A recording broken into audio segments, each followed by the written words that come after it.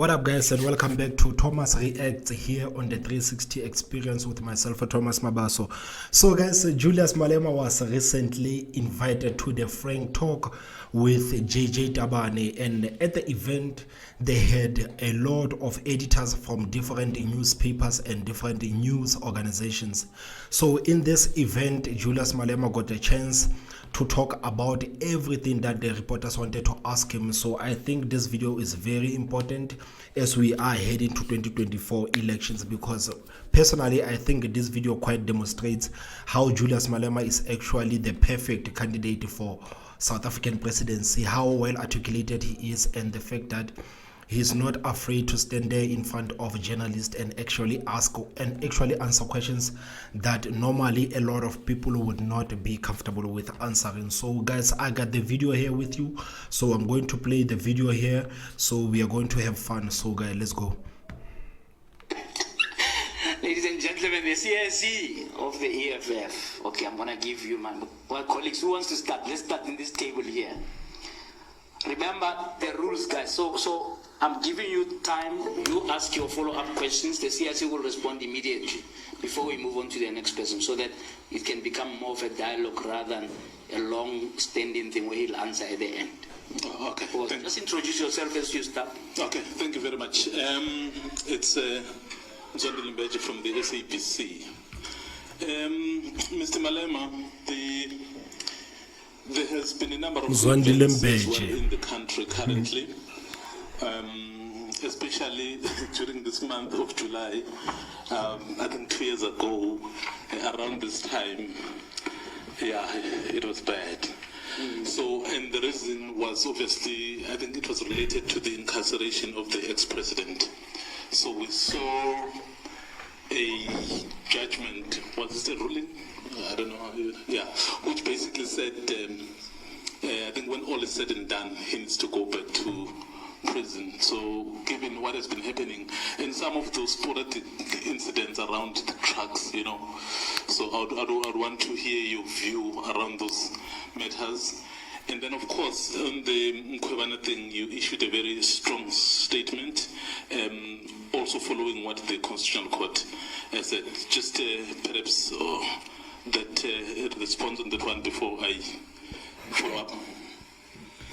Look, the Mkhwebane judgment is bad. It doesn't matter how you look at it. President Zuma was told he cannot appoint the head of the commission of inquiry because he's implicated. That's how Zondo was appointed. That part of the things that are going to be investigated by this commission that we're seeking to establish are going to implicate President Zuma, and as a result, he can appoint a judge of who's going to preside the commission. Today, Ramaphosa can remove a person who is investigating him and says, I didn't know who was going to be the acting, even when it's not true. He knew who was going to be the acting PP. There is a deputy PP at that level. Galeka was a member. I'm not saying he's a member. I don't know what is the status now. Galeka led the ANC Youth League with us. And when we say with us, we're talking yesterday. And one of the questions these comrades, when they interview her now for this, they must ask her if she's still a member of the ANC. And if she says no, they must ask her, when last did you terminate your ANC membership? She was not just a member. She was a leader of the ANC Youth League in Gauteng. Then left to even advise Malusi Gigaba.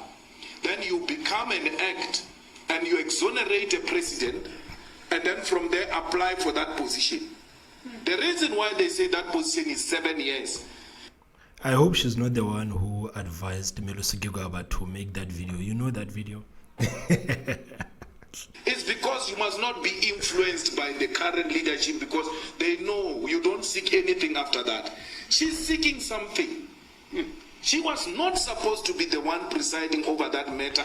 And thinking about Malusi Gigaba, man, it's crazy, man. The fact that this guy still works for the public, the fact that this guy is still a standing member of the ANC after that video. Guys, you remember that video of Melusi Gigaba? The fact that this guy is still a public servant today, it's crazy. It's crazy. It's crazy. I mean, like, this is wild times, man. This is wild times. We are living at the times that are very wild. Baby, you still remember that issue of Melusi Gigaba?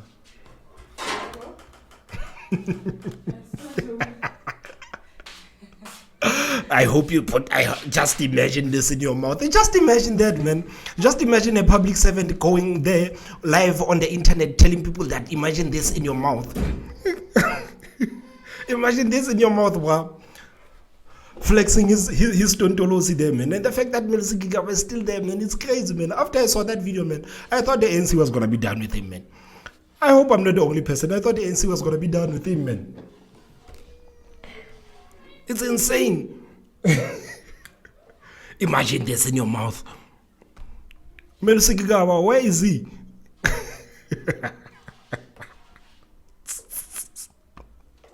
If she knew that she's interested in becoming a public protector, now she exonerated the president because why?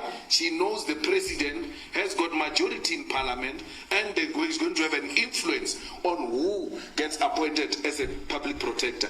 It therefore defeats the whole purpose of having a public protector who is 7 years old, after taking these decisions, will not apply for a job. We have a crisis here.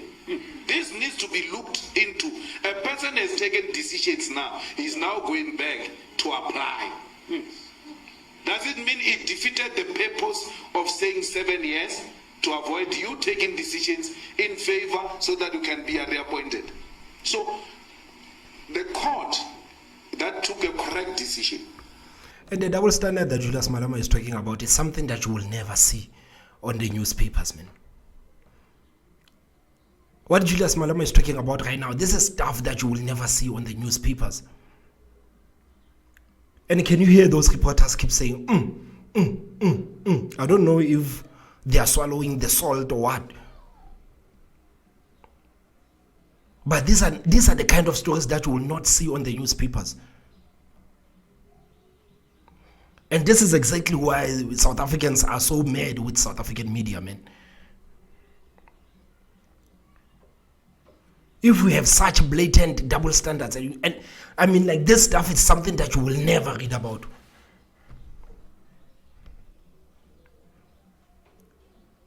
Right now, the only thing that they talk about is Jacob Zuma, man. They never mentioned all of this stuff, man.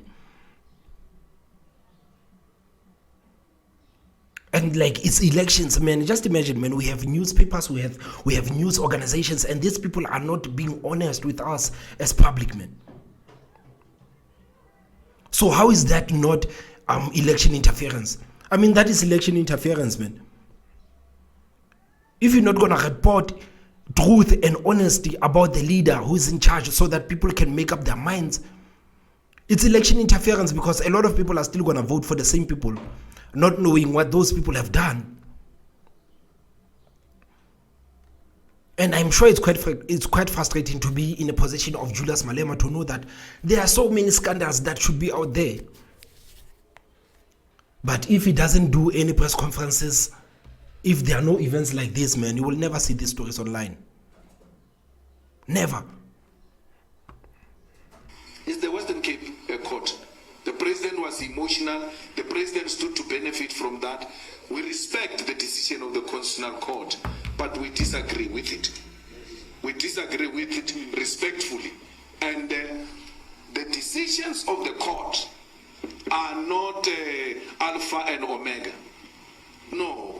Why would we study law if we can't read these things and disagree with them and rewrite our own academic papers to demonstrate how wrong this judgment was?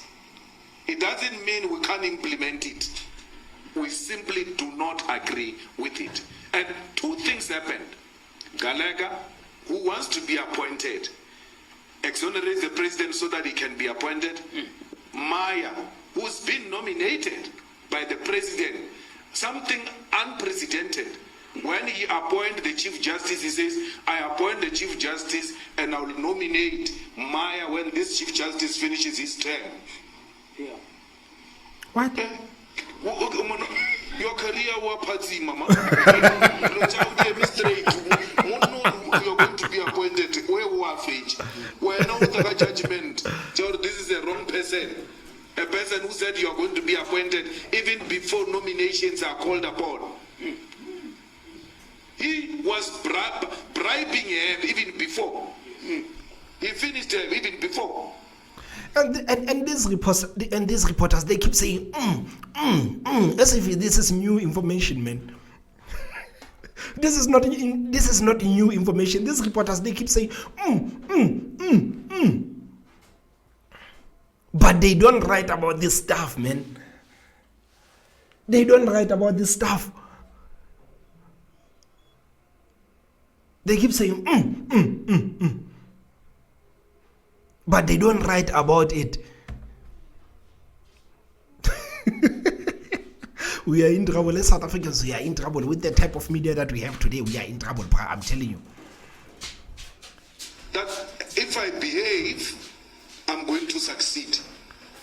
After all, I've already been nominated. I've been nominated just by the president. I think I'm the other one. You know, when President Zuma was refusing to go to the commission and those things of the Constitutional Court, I went to visit him. And I pleaded with him. And I said, President Zuma, you don't lose anything. Go there and speak. And you're too senior. And I like when they say no. Well, now your job is to be a voting cattle. Vote for us. What type of nonsense is that? The IFP, the same thing. We give them 22 municipalities in KZN.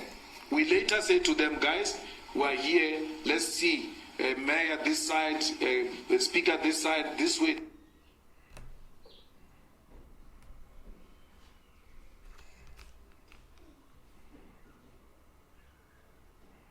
Sorry guys, my connection is giving me problem, but I hope that everything will be fine. So let's just see what's happening right here. But guys, this is wild stuff. The fact that the president can put aside the woman who's investigating her only to put the woman who is going to exonerate him is crazy, man. That way, the IFP says, no, you're not getting anything. It's crazy, man. Just imagine, man. Here you are as a president, you are being investigated, then you are moving this person who's investigating you only to bring in someone who's going to exonerate you. And at the same time, the same person who exonerates you is allegedly promised the same job. This is wild stuff, man.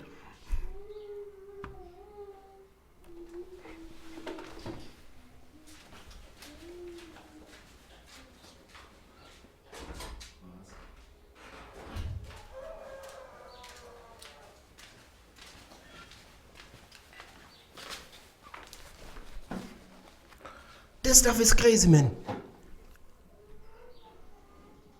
I mean, like, if this thing was done by Jacob Zuma, I mean, I swear, man, the whole South Africa would know that, oh, Jacob Zuma is trying to get rid of the same woman that is investigating him. And it's right there in front of our eyes. And we don't do nothing as South Africans, man. I feel like as South Africans, man, we are sensitized to this stuff, man. We no longer feel like it's okay, man. I mean, like guys, you know what happened with the whole Pala stuff. That kind of money being found under the mattress, man. And what did we do? Nothing. Nothing. But with Jacob Zuma, we knew every move he made, man. With Jacob Zuma, we knew everything that he did. We knew when he woke up, when he slept, what he ate. who's getting married. Guys, come on.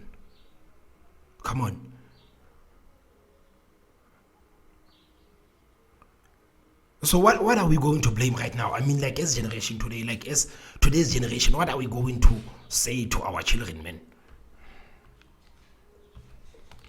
What are we going to say to our children? Are we going to tell them that, no, the media was lying to us?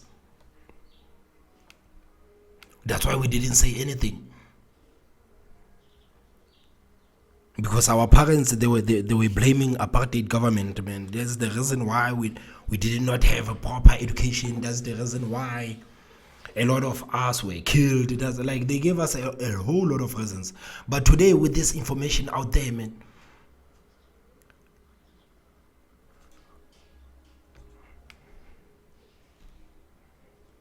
I'm sorry, guys. I'm just busy fixing my network so that we can continue with the stream. But with today's knowledge, everything is right there in front of our eyes.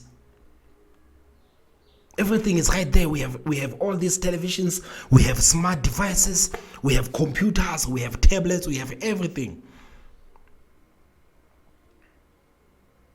But we still refuse to take in information, man. I don't know, man, what's wrong with us, man. As South Africans, I don't know what's wrong with us.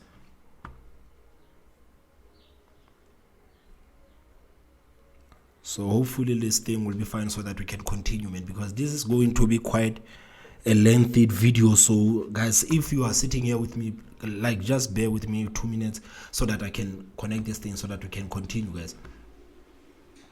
Because the video that I'm going to play you, like, it takes like 2 hours. It takes a really long time. So when the IFP rejects us, and then what do? You want us to keep on voting for them even when they are rejecting us? We can't. But the EFF has demonstrated its commitment to the unity of the opposition parties long time ago. Look, from the beginning, our agenda to remove the ANC has been very clear, and we have given our vote to the opposition parties. In return, they just reject us. What, you see, you can talk about hate speech cases. What hate speech case? I won a case here in Joburg. You never wrote an article congratulating me about that case of AfriForum, which was represented by some incompetent Oppenheimer lawyer. They won. The leave to appeal is now going to the Supreme Court of Appeal. Then there is another case of land occupation, which is an EFF policy. It's also going to the Constitutional Court appeal, because they say when we say occupy the unoccupied land, it's unconstitutional, blah, blah, blah. So we're challenging that. Because our occupation of the land policy is to try and put pressure to speed up the process of redistributing land into the hands of our people. So we're not committing any crime. The Freedom Charter itself says you shall settle wherever you choose to do so. So the declaration of settlement anywhere we choose to do so as invalid and unconstitutional will be the declaration of the Freedom Charter as an unconstitutional document which was adopted by our people, and we are told that majority of this constitution derives its existence from the Freedom Charter. I think I answered all of them. Follow up, just a question about why do you think people make all these hate speech cases, and then just a question about the presidential pardon, please. Presidential pardon is proper. We must try and mitigate a situation where we avoid violence. We have seen 350 to 400 Africans died in July. We don't want the repeat of that. And presidential pardon, just like Malema says, is appropriate, man. We all know what's going to happen in this country, man. And right now, the people who are scared the most are the small business owners, because they don't have any capital to start afresh if these people come and loot and destroy everything in their stores. So this time the president has to get involved.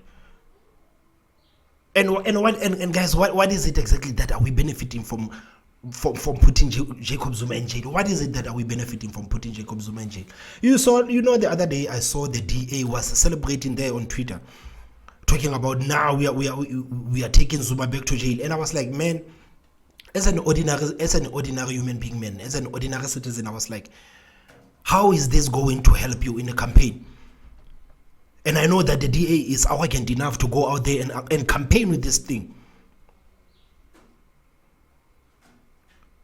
So if you are a campaign manager or if you are a strategist of a political party, do you actually think that running with we are taking Zuma back to jail story, do you think actually that thing is going to actually, I don't know, man. I don't know how to put it, man. Do you actually think that thing is going to invite more people to your party? Do you think more people are going to vote for you for that? So what is the DA actually celebrating?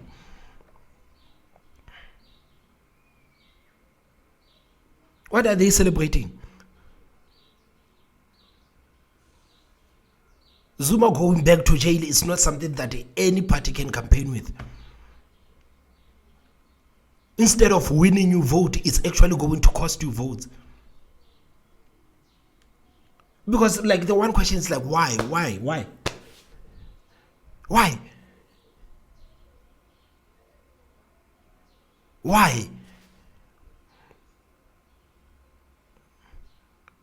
I mean, the guy went to jail, he served his time, man. So why are we taking him back to jail? And why is it something that parties like the DA can celebrate and actually run with it and design posters there on the internet? Because even people who didn't like Zuma, I mean, like Zuma is old. And what they are doing right now too, like that's when we're gonna start talking about everything that he did for this country. I think it's high time Jacob Zuma actually releases a documentary or an interview actually explaining to people what he actually did for this country. He don't deserve this kind of treatment that we are giving him.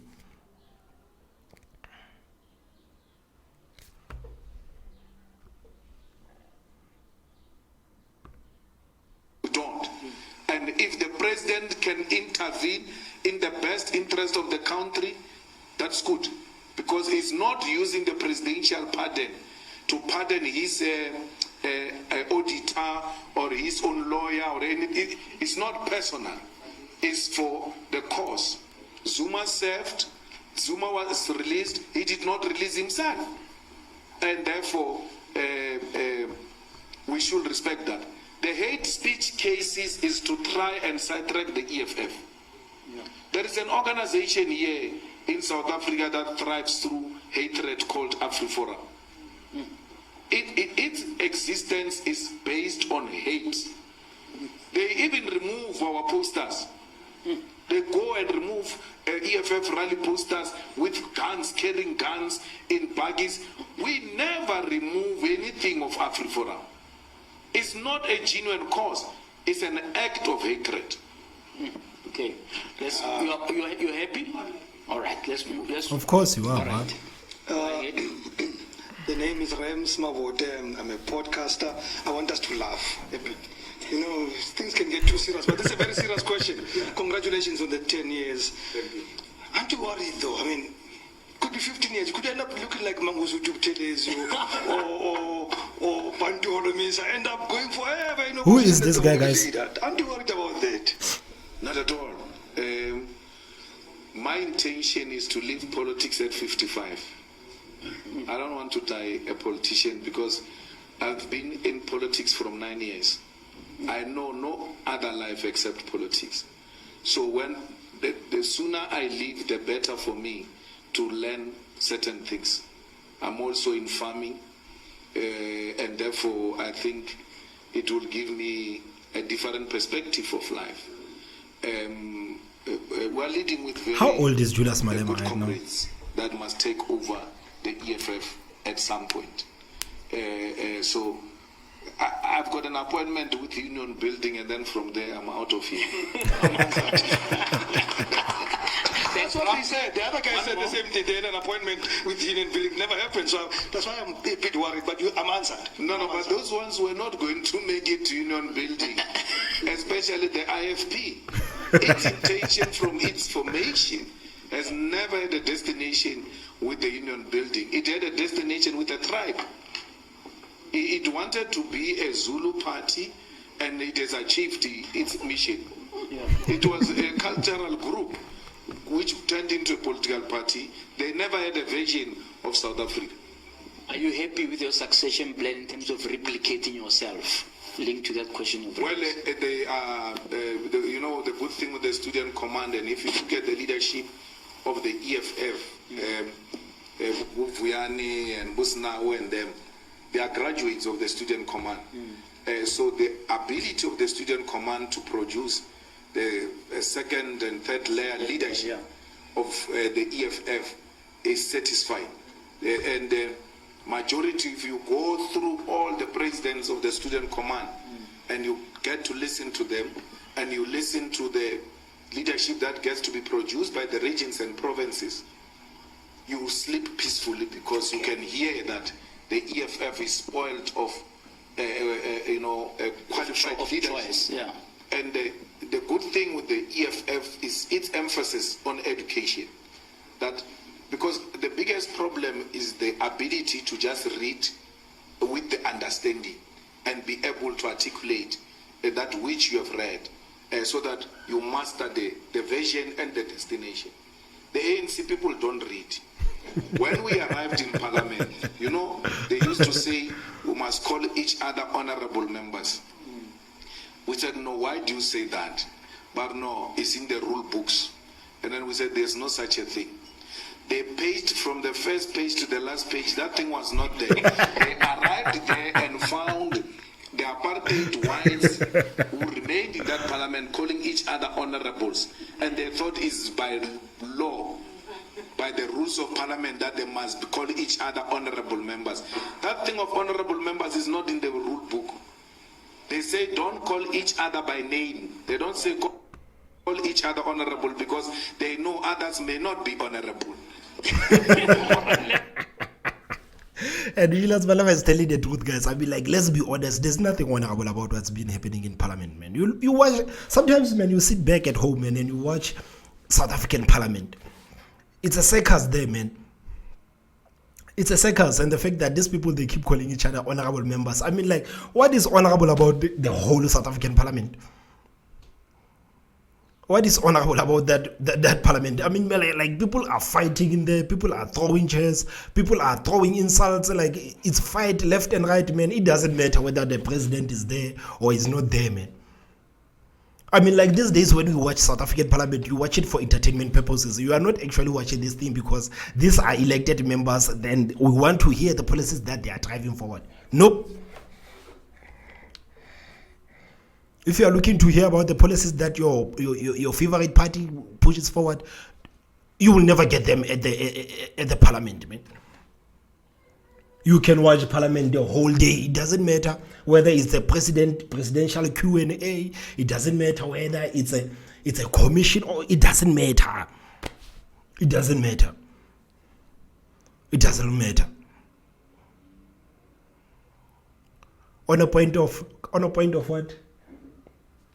What do they like to say? On a point of order or whatever. That's that thing. Our parliament is a circus, man. And as citizens, we should be mad. We should be infuriated by the fact that these people are elected to go there, man. They are paid these high salaries, only to get there and insult each other. Then the parliament is over. Everybody can go home. South African citizens are served with nothing. You can watch parliament the whole day. You will never get anything concrete there, man. That's why Jacob Zuma used to play so much there, man. I mean, like, I think he understood, like, parliament is not so serious. Those people are not so serious.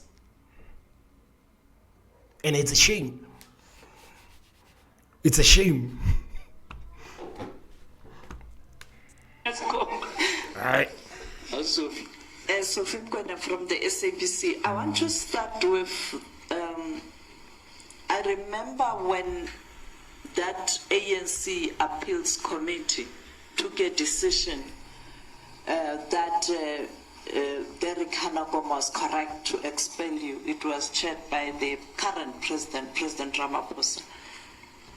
As a group, I was traveling to Free State. You called me and you said, can you plead with these people not to expel us? We are ready to go to Cuba. Is that some girl next to her? China for years to go and humble ourselves.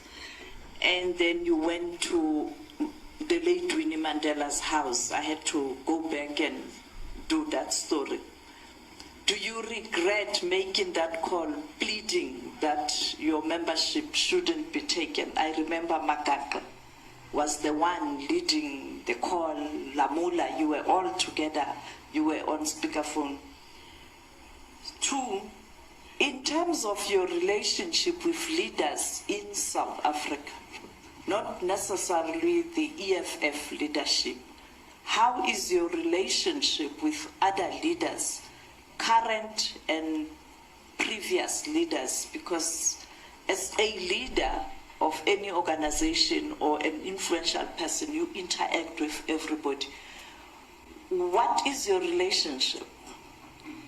The third question, in relation to Jacob Zuma and you going to Nkandla, what was his demeanor when you approached him and made him aware that this is going to be a huge crisis, and here we are faced with this? And where is President Zuma? Do you know, or do you interact with him? On international issues, Zimbabwe is going to elections. Is there any prospect of this SADC country having a different future that will assist the entire region to be a better region? And finally, on Putin, there's a huge debate around our relationship with other countries. Government is saying we are non-aligned. President Lula, now back in the BRICS, he's pushing for a South-South cooperation rather than BRICS. And it's understandable because these are the people who are pushing for South-South, strengthen the developing South if you want to take on the developed North. What is your view on that? Thank you. Yeah. Well, you know, the painful thing about Zimbabwe's elections is that they already won. It's really a waste of time. And anyone else who's going there, I mean, Chamisa won elections the last time. And they just stole them like that. And then when the people try to rise, they get beaten. They already won. And then now Tyson wants to come in. They manipulated the processes. They block him. Because Nangawa won with 30,000 votes, 35,000 votes.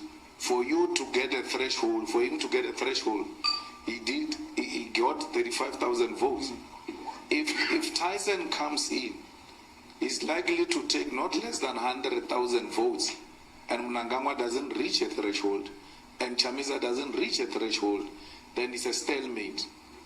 Then there will be a rerun, and if they still don't reach the threshold, then there must be a government of national unity, so that they buy some time while they're still preparing for other elections. So the only intervention that can be made is by Zimbabweans who are all over the world. They are found in London, they are found in Botswana, they are found in South Africa. They need to take a conscious decision to go back home and vote. No one says go back and stay there and don't come back. If they've got what it takes, they will come back. But the country is in a crisis, and you are not going to resolve that crisis by staying out of the country. Yeah, speaking about the whole Zimbabwean thing, must go back home to vote. I was watching another video today by there's this content creator called Zigu, and he was talking about the same issue of like Zimbabweans and voting. So what Zigu was talking about is the fact that why can't Zimbabweans who are abroad vote from wherever they are? I mean, like Zimbabweans who are in South Africa, why can't they just go to Zimbabwean embassy to go and vote? Like, is it actually necessary for people to actually go there in person to go and vote? And the whole Zimbabwean thing is crazy because it doesn't matter what happens if the elections are going to be rigged. I mean, like, what's the point of going home to vote if you know that you're gonna go to the elections and the elections are gonna be rigged? I mean, like, what's the point of what's the point? What's the point? So I don't think somehow it makes sense, this whole thing of Zimbabweans to go home and vote. But I actually believe that what Zigo was talking about when he was talking about like Zimbabweans needs to go home and actually vote. No, they don't need to go home. They can vote from wherever they are, because we don't know what's happening right now in Zimbabwe, man. I mean, like, these people, they are crazy. I mean, like, they will never get the country back from Mnangagwa. I mean, Mnangagwa is still going to run the country with an iron fist. And Julius Malema was saying, like, they should go back home to vote. But I was like, is it going to make any difference? They have to make an appointment with going back home to go and vote. And the numbers must be so decisive such that even rigging becomes impossible. Because rigging happens when the contest is too close. But if the margins are too high, it becomes impossible. So the people of Zimbabwe must decide what they want and go and do the right thing. Otherwise, Mnangagwa is going to lead them, and not in a correct manner. When they try to rise, they are going to be suppressed. President Putin must come to South Africa. Oh, yes. Everywhere else where Putin will be passing, there must be immunity. Putin is not coming to South Africa. Putin is coming to BRICS. And there ought to be that difference, where South Africa declares a certain territories as BRICS territories. The way we do with embassies and all of that, no one can just walk into any embassy here and say, no, you want to pull out a person from that embassy. No, it's not South Africa. It's an embassy of the USA, it's a Russian embassy and all of that. Where this meeting is going to take place, we ought to declare that a BRICS territorial area. And then say to these people, there is nothing we can do. He's not coming to us, he's coming to attack. We did with the UN when the World Summit was here. So, and we allow BRICS to proceed. Those arguments by President Lula and all of them, they ought to take place in that context, where they can engage as leaders in terms of the types of the formula and the structure that they need to take in order to have a functional multinational body that will be seized with all these matters. ICC is inconsistent, and America is not a signatory, yet wants other people to be signatories and subject them to the law that they do not subject themselves to. We cannot allow that.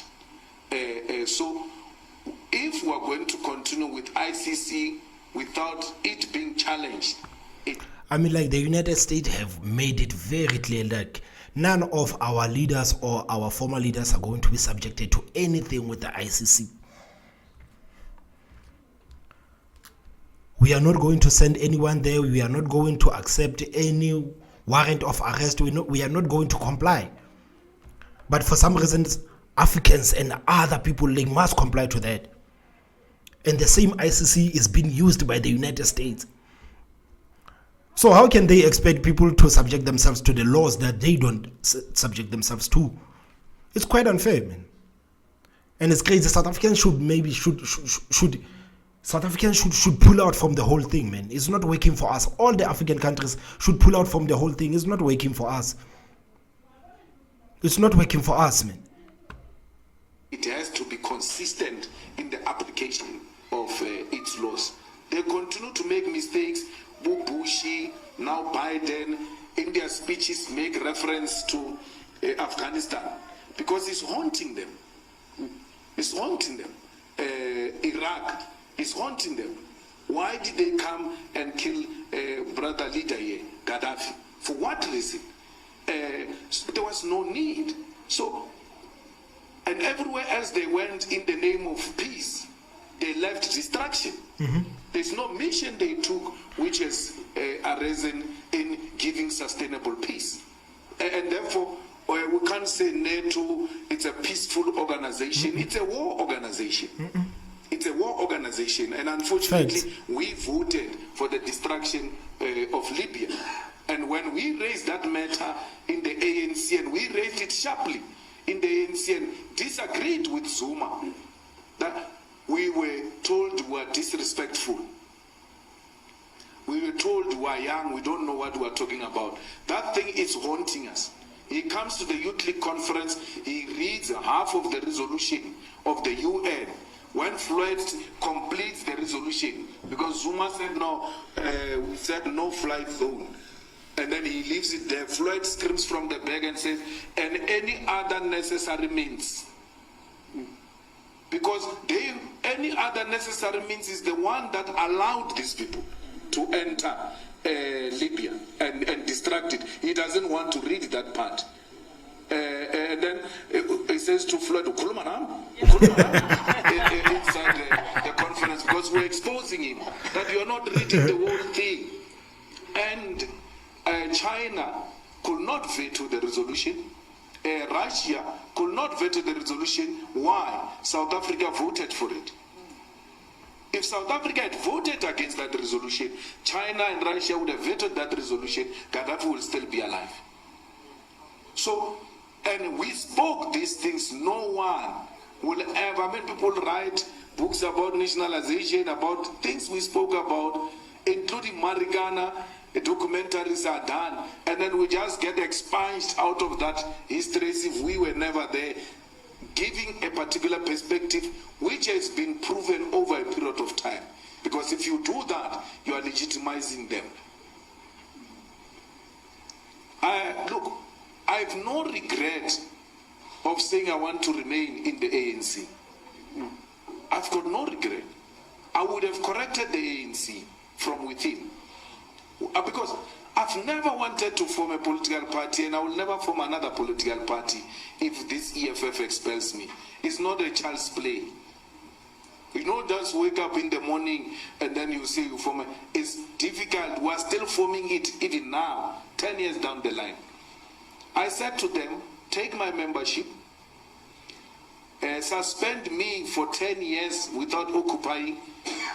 No, leave my membership, suspend me for 10 years plus without me occupying any position of responsibility. And you can take us to Cuba, to China for political education.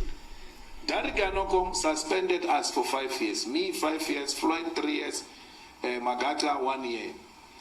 When we did an appeal, mine changed from 5 years suspension to expulsion. Cyril changed it to expulsion. Henokom didn't expel me. I was expelled by Cyril. And then Floyd 3 years. Floyd was not expelled. He resigned on his own. And then Magata remained. And then he finished his 1 year. I said to them, leave me with the membership because I knew I don't need to be a member. I had already made a huge impact. I don't need to be a leader. As long as you will allow me to be in an ANC rally, as long as you will allow me to be in the ANC conference, as a cleaner there, as a volunteer, WUPEX, I'll kill you. I'll finish you. I don't have to be a delegate. As long as I can be amongst you. And then they knew at that time that this request is very dangerous. Because I don't want nothing. Just membership, it's enough. But no, we don't want those things. Then they expelled me. I accepted. Also, when I left, I was not going to form a party. I left. I went to do farming. I did crops, cabbage, I did tomato, and then I did cattle. The ANC went on January 8 in 2013. That Sunday, I can't remember who did the article for City Press, came to interview me. I don't know if it's Jaffet or what. Came to interview me in my farm. I'd now accepted my fate. I left. I'm doing farming. I'm no longer. My interview is about what is your next life? No, you can look at me. I'm in the farm. I'm farming. I'm okay. Politics is not for me. They don't want me.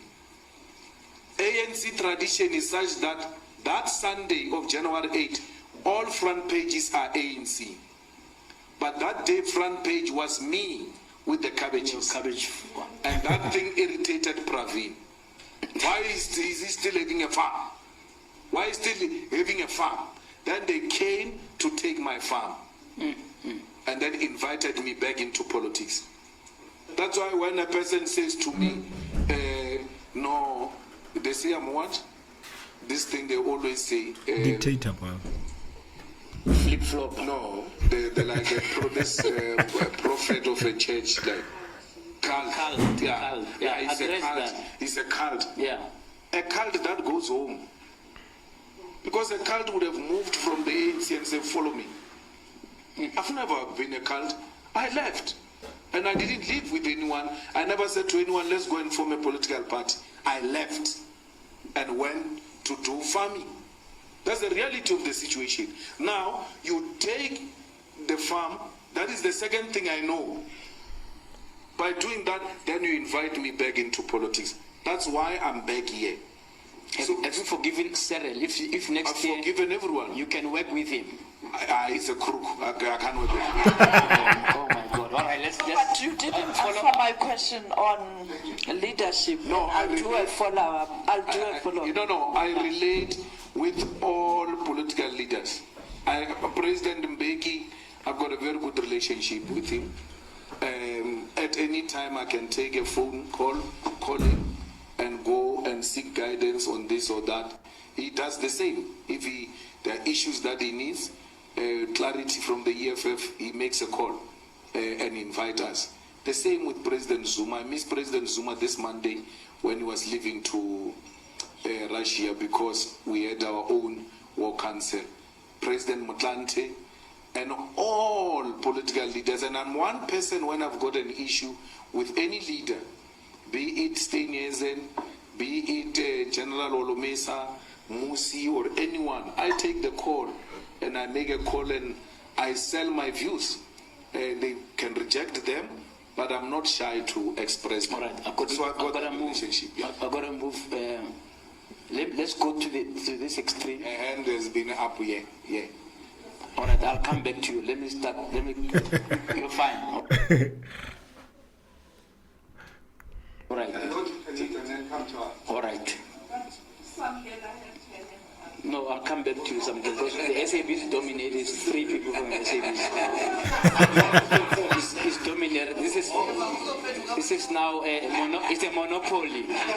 No, come. Thank you very much. I'll be very quick. My name is Connie Hunter from the News 24. What did President Cyril Ramaphosa say to you yesterday when you asked him for the presidential pardon for former President Zuma? Did you end up speaking to him? We didn't speak about presidential pardon. I got his number, and then I called him. We spoke about other things, and then we agreed we'll make time to meet. Other things like what? No, our things. It was a private call. Okay. Yeah. So when do you? Can you imagine the headlines? Julius Malema calls Cyril Ramaphosa to talk about private matters. This is such an outrage. You want to know what other people were talking about on a call? Come on, lady. You envision, and what is the case are you going to make to the president? No. And what? I've not made that call because the judgment is not what you guys are saying. The judgment says the Department of Correctional Service must still make a decision. Sure. So I can't go to president and talk about a non-existing decision. But you would.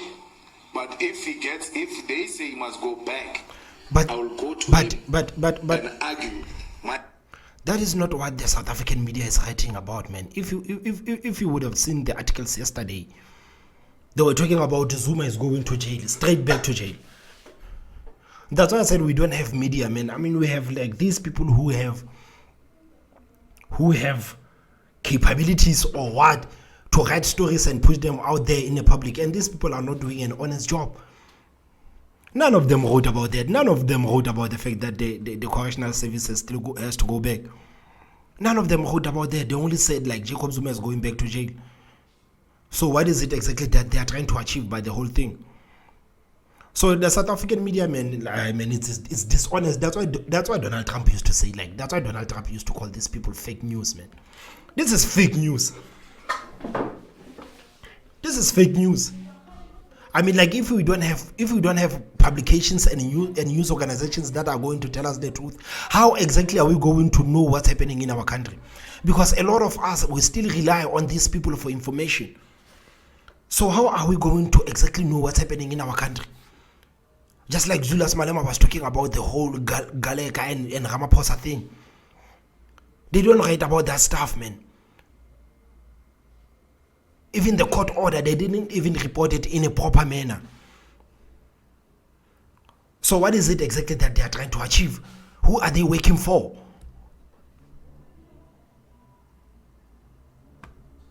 January 8, all front pages are ANC. But that day front page was me with, be it Steenhuisen, be it, you're fine, all right. What did President Cyril Ramaphosa say to you yesterday when you asked him for the presidential pardon for former President Zuma? Did you end up speaking to him? No, we didn't speak about a presidential pardon. I got his number, and then I called him. We spoke about other things, and then we agreed we'll make time to meet. Other things like what? No, our things. It was a private call. Okay. Yeah. So when do you envision, and what is the case you're going to make to the president? No. And what? I've not made that call because the judgment is not what you guys are saying. The judgment says the Department of Correctional Service must still make a decision. Sure. So I can't go to president and talk about a non-existing decision. But you would.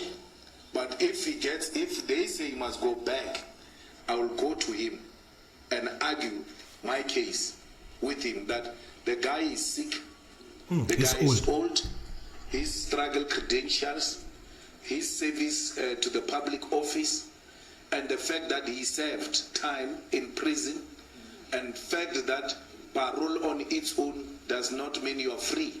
You are still continuing to serve.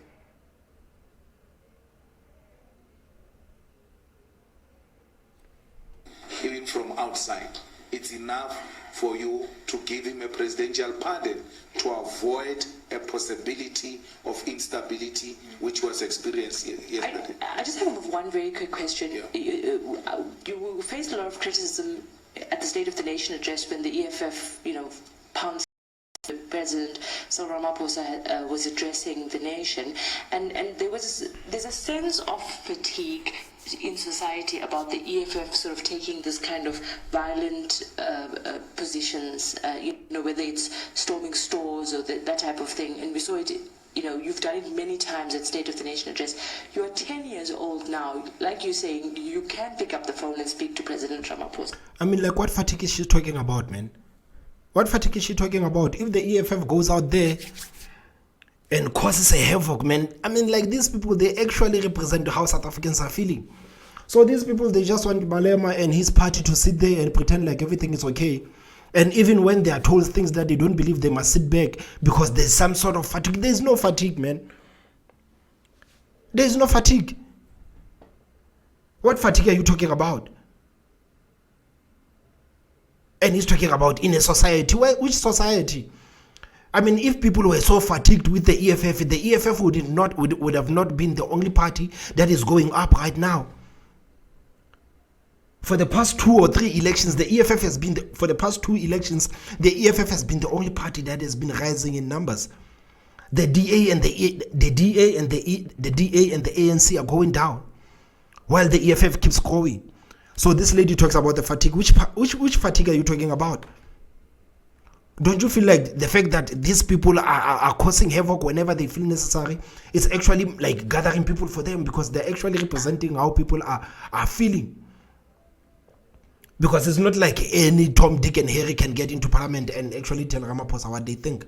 But if we have Malema to go there and tell Ramaphosa what we the people believe, and they want him to sit down there like a good boy, and he causes havoc, then we are fine with that.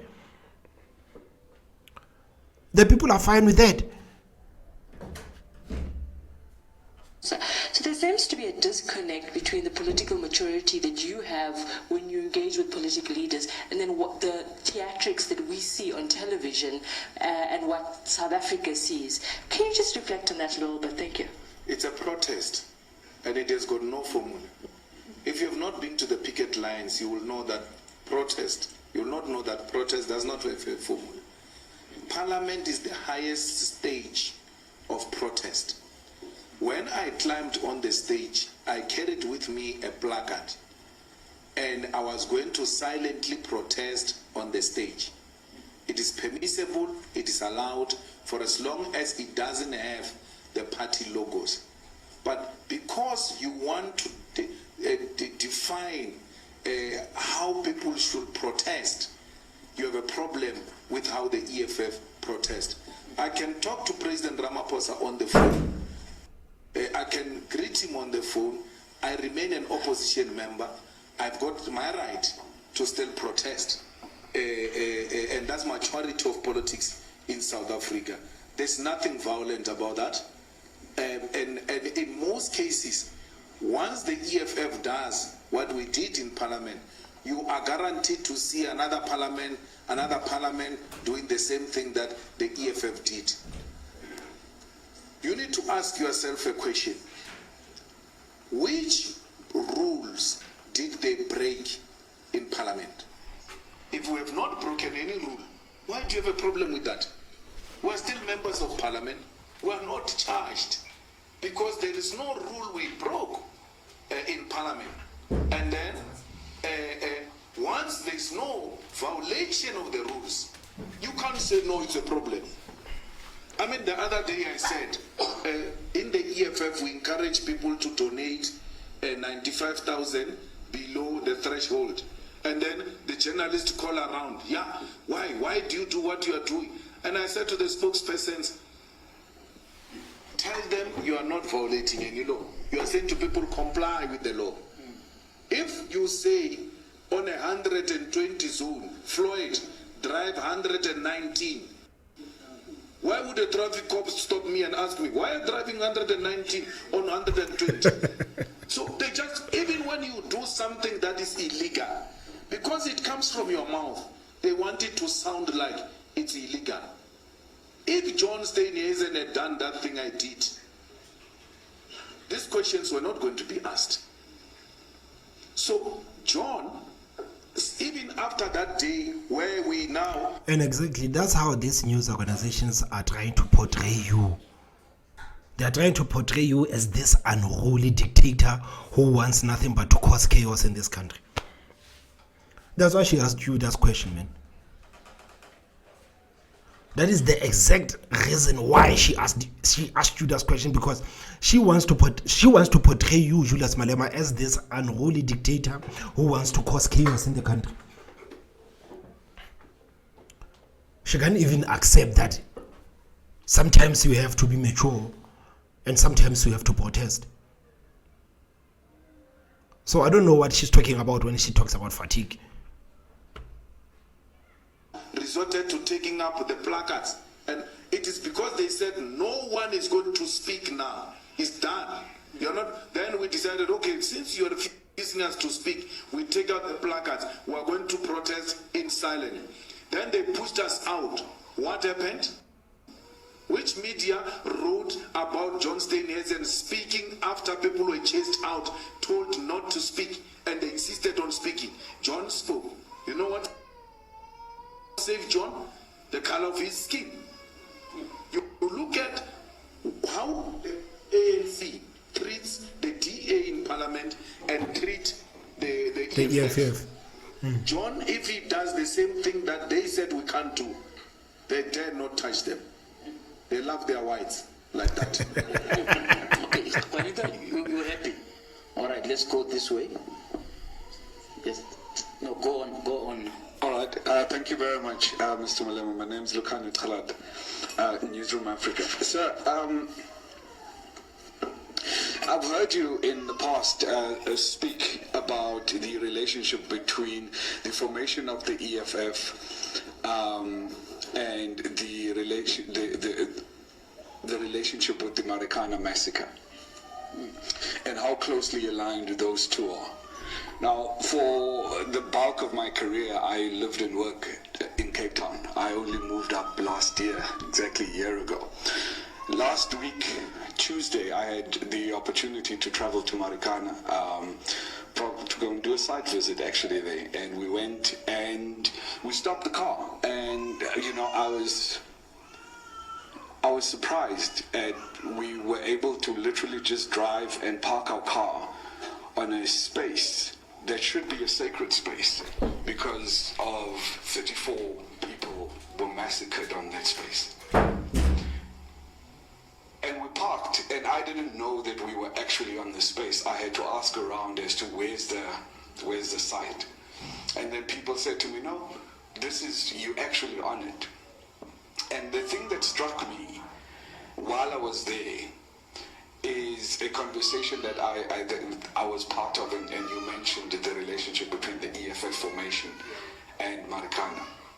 But I looked around and there wasn't a single plaque or a cross or anything that kind of recognizes that space for what it is.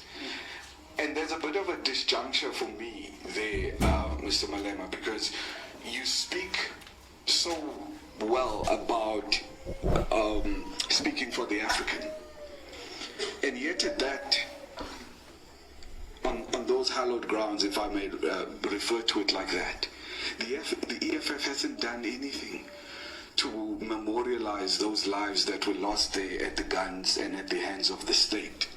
Which makes me think, and then now again, you like the EFF is going to bring a rally there. Is that a wise decision to bring people to come in and celebrate at a space that should be sacred, at a space that should be protected almost, and revered for the fact that those lives were lost there? I think I'm going to stop there for now. Thank you, sir. Well, the EFF was formed there on the 10th of August, 13th of October 2013, just after the massacre. Because we have taken a conscious decision that that name must never be forgotten. And that to stay away from Marikana will be allowing those who want the name to be forgotten a space to close that chapter. So our constant revisitation of that place is to keep the name alive and for generations to know that people were killed here. There is a call by AMCU that the government must do some development there to declare that place some sacred place and declare the 16th of August the Workers' Day, because workers were killed on that day. So we don't want to make it political by putting something EFF. We want everyone to feel free to contribute, to visit without aligning that space with political party. And we're happy that AMCU is actually taking those initiatives. It has made that call, and we are supporting them. That it must be a sacred place, it must somehow be fenced, it must be protected, so that generations to come, they can be reminded of the bad things that happened there under the current government. I don't see it happening because this government will not want to put a memorial which is going to say they are the ones who killed people. They will it will need a different kind of government.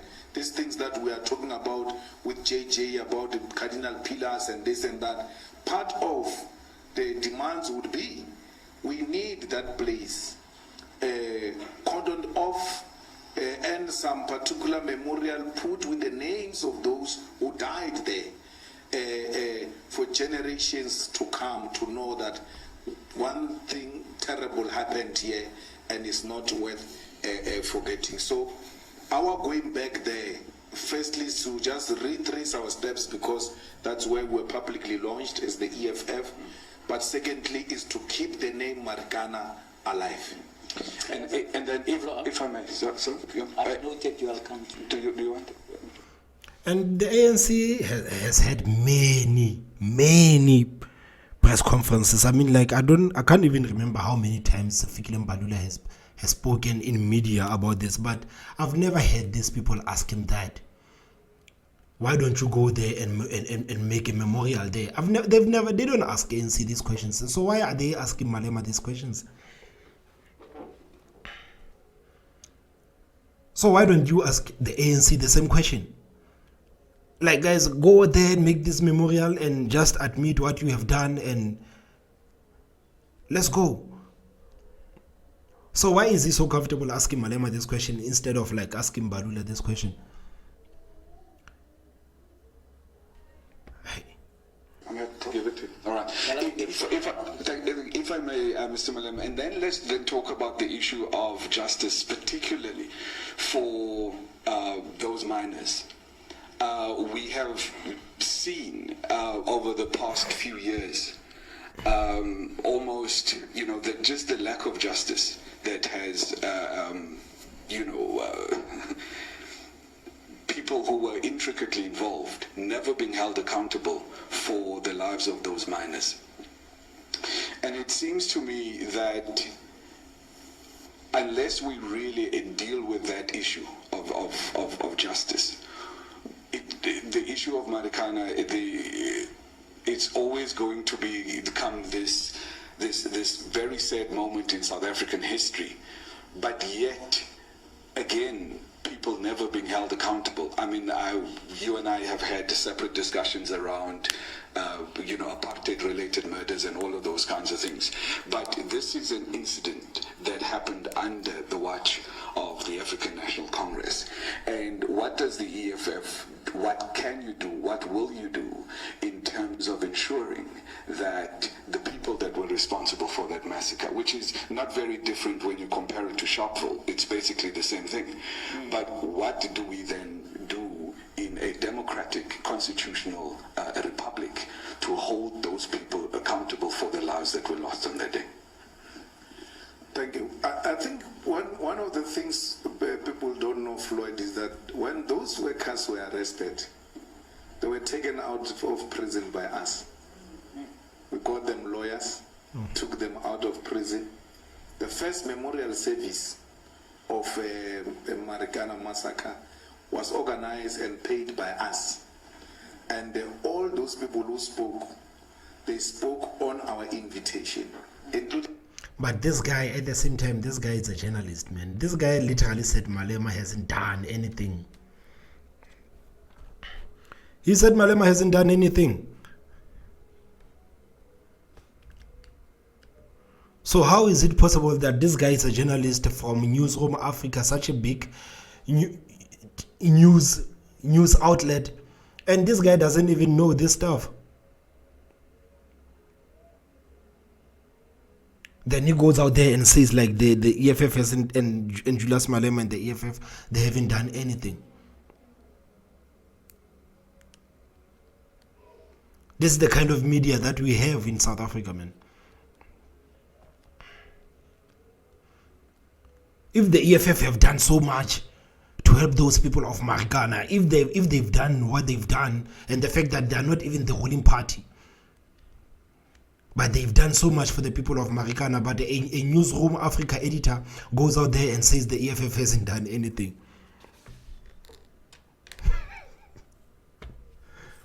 President Matunjo, by the way, the ministers who were there wanting to, they did a stage next to the copy.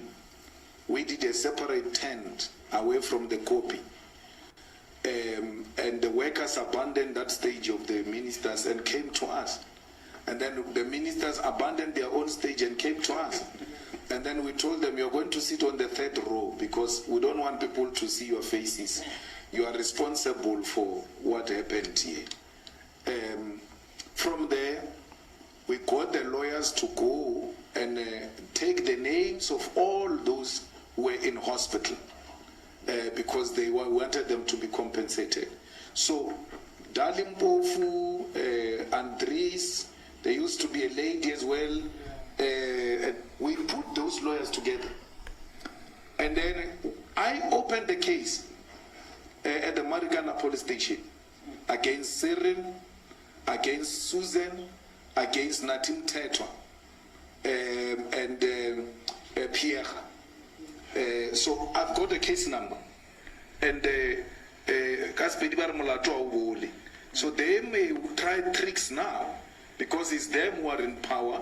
But the fact that we opened a case and we've got a case number, when the changes happen, we'll always go back there and say we need accountability of who killed these people and for what, because not a single person has been arrested since the killing of those Marikana workers. So we also even donated money, not less than 1 million, to the widows to try and build them houses, to make them comfortable as we are still busy fighting this battle. Some portions of monies have been released. Not all monies have been released. I think Dali and them have got some explanation to give about the monies and all of that. But I think there was some process that was already unfolding to try and compensate the workers. Even the case that the state must pay the lawyers of the workers was funded by us. Raulinga was an acting judge in that matter where we were saying there's no money. You kill these people and you know they don't have money. You're going to pay their lawyers so that they can continue to fight you. And that's how they were managed to get representation in the commission. What was that Dikai's commission? And Falam commission and all of that. So we've been there and we are going to make sure that we are not just celebrating there. Okay. We keep the flag flying until someone is held accountable. All right, I want to take some more. Okay, let's go there then and I'll come back to you. Okay.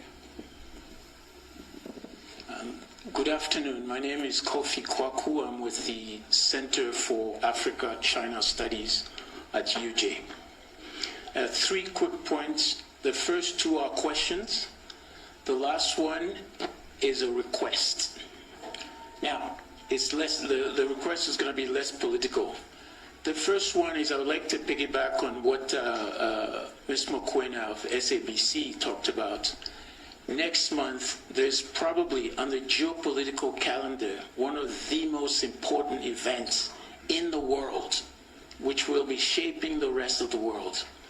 I know she's already asked you a question. I want to know what are the concrete plans for the EFF to conscientize people about this coming change in the world and the role of Africa and South Africa for that matter. The other one is there seems to be a brutal US war on South Africa. This is something that's not quite clear. People are not connecting the dots.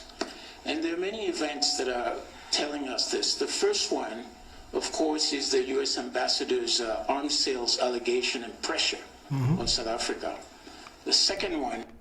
You know that thing when the U.S. ambassador said that South Africa is supplying Russia with weapons. Man, when he said that without any proof, man, the first thing that came to my mind was weapons of mass destruction. Man. The same playbook.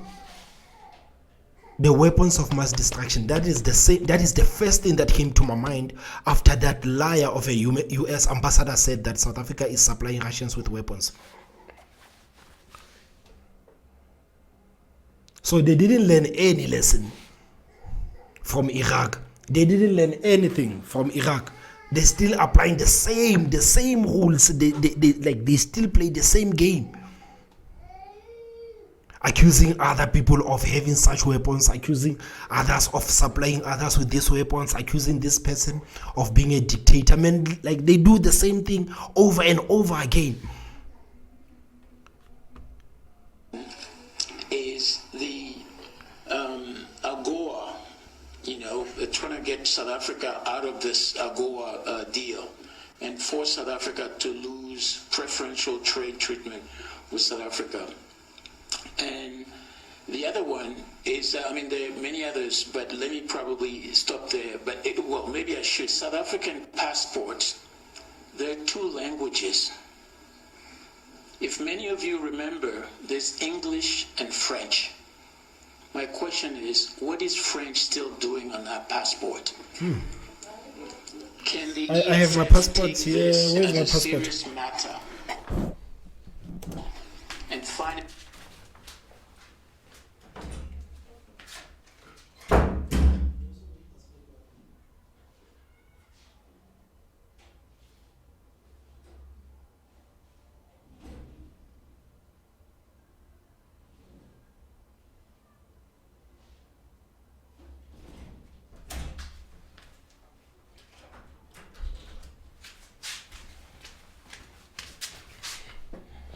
Yo, I'm sorry guys, I was just looking for my passport because this guy just mentioned something and I've never seen that before.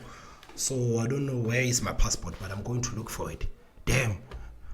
In African language on that. Thank you. Okay. Thank you very much. I've not been paying attention on the French part. Exactly, bro. Like, I literally. But it's a very interesting point that we will take up with the authorities. I fully agree that there is a war by the US to undermine the sovereignty of South Africa, because by threatening us to take a position or else we're losing the benefits of AGOA, is to try and dictate a foreign policy.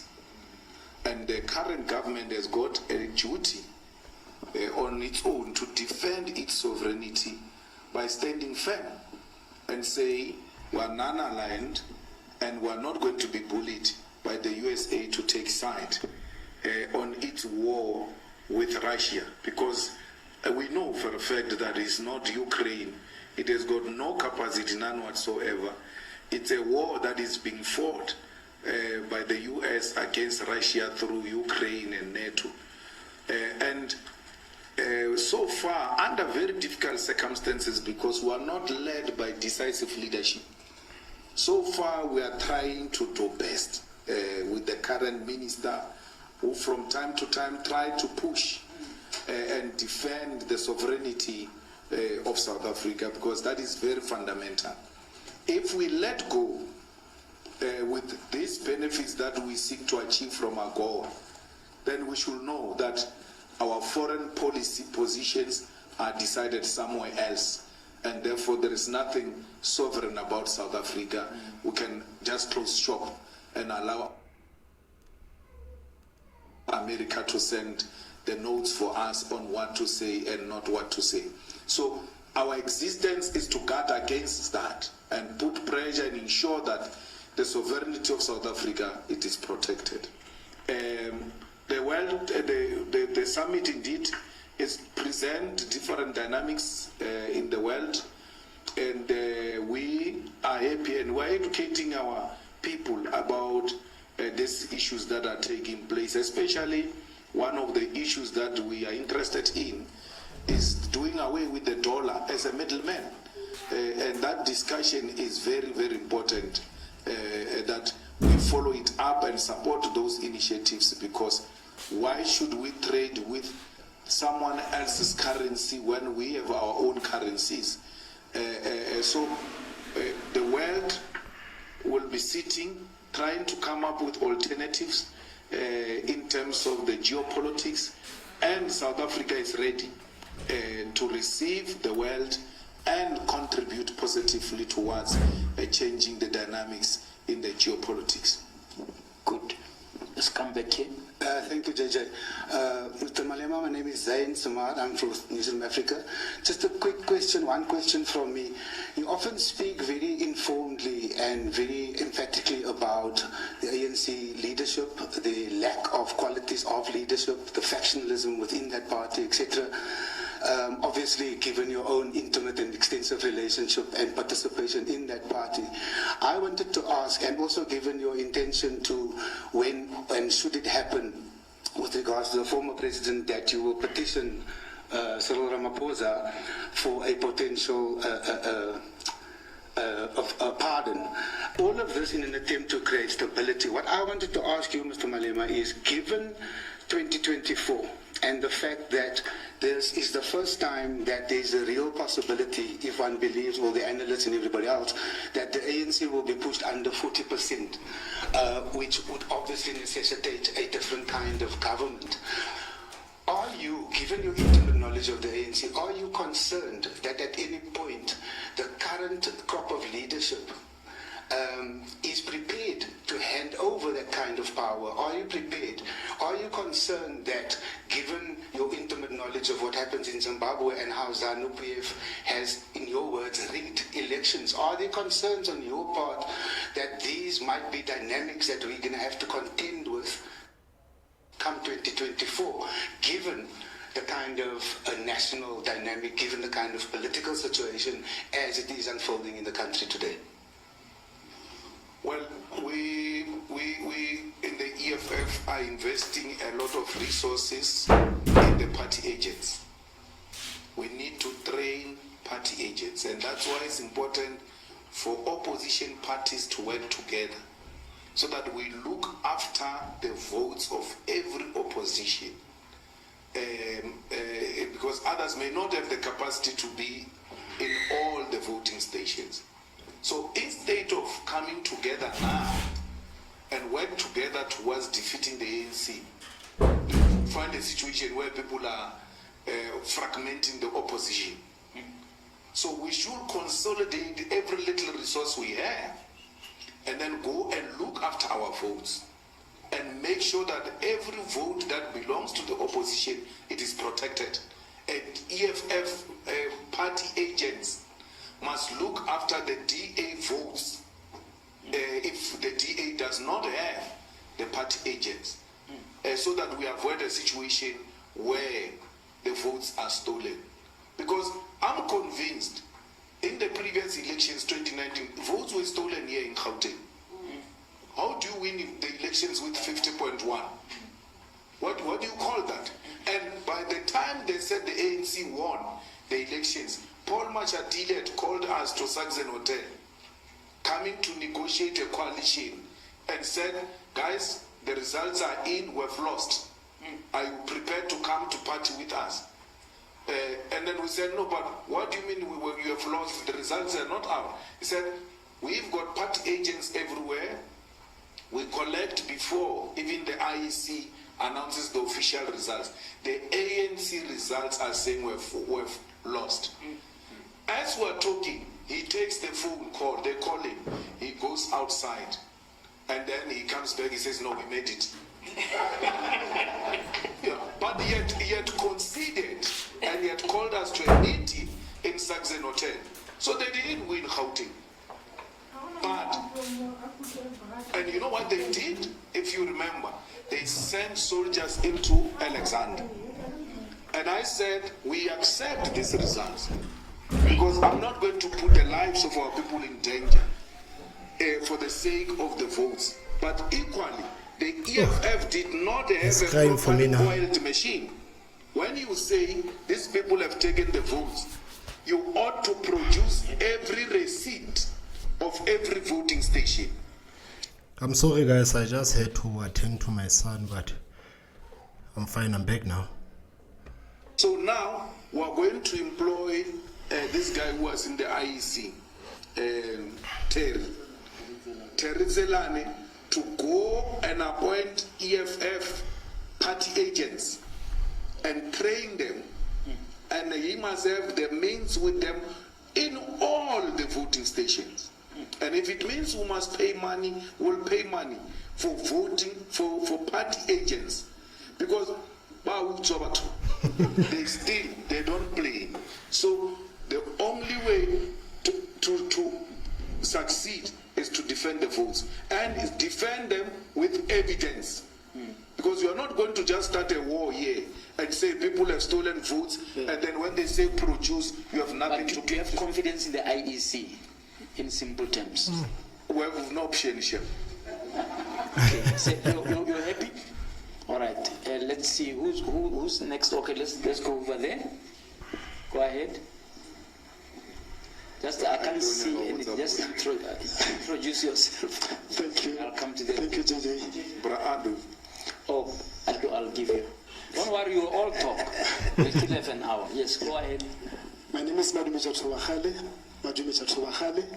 CEO of Kasi Broadcasting. Kasi Broadcasting. Ke kula bolela mo ka dilo tse pedi tse tharo. Mara e go le tantshedi molaodi wa o mogolo wa banola ditshokelo tsa morero wa naga. Ke ya gore maabane ke kolo bolela ka gore EFF e na le naga, e na le farm, ebile la ba la slothara gona, ebile la mathomo ke kwa tabe ba le putšho ka gore na ka ntle le farm eo le Winnie Mandela House, what other strategic assets does the EFF have? That's number one. Number two, o gola ka fase ga tlhokomelo ya koko Sara wa re tloetse gone bjale, ebile ra ba le mme Winnie Mandela le ra re tloetse. At that particular time, you were busy, ebile o sa le busy ka go godisa EFF along with the other leaders of the EFF. Now, pitse go gore na situation e ka mo ga o pela ke batho ba bagolo ga ba o thusa mo go bona e go sere bang le gore o be motho le moetapele mo le nyena gone gale, and as you continue ya mafelelo ke mabapi le BRICS invitation. The question is, are you invited to the BRICS? That's number one. Number two, if you are invited, what role are you expected to be participating on? And then what is that the EFF, if they're invited and the role is going to be there, what is that the EFF is going to be contributing? And lastly on that one is, what will be the benefit of us as South Africa? Thank you. No, really, I'm shabby. Monola again, not to a Halig Mushabi. So then, not Mushabi.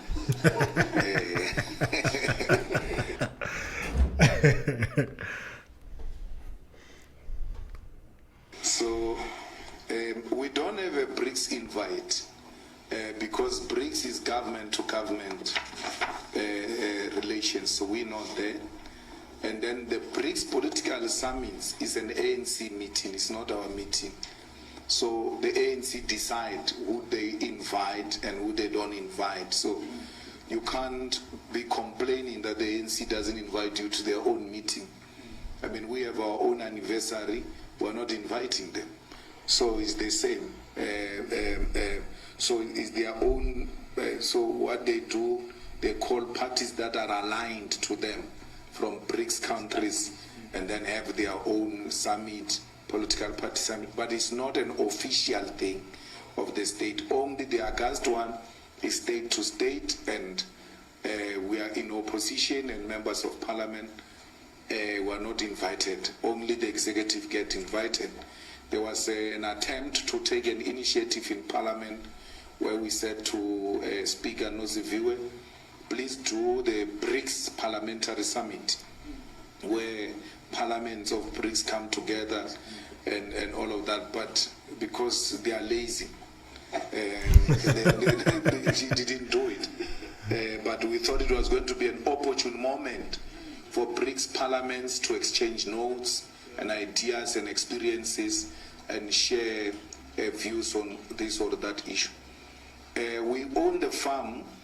That farm that you saw, that's where we're going to build Winnie Mandela Combined School, the primary and the high school, and the boarding. They will also have a boarding, and that school will take orphans from HIV and AIDS and COVID, because COVID has killed a lot of parents. So they will stay there.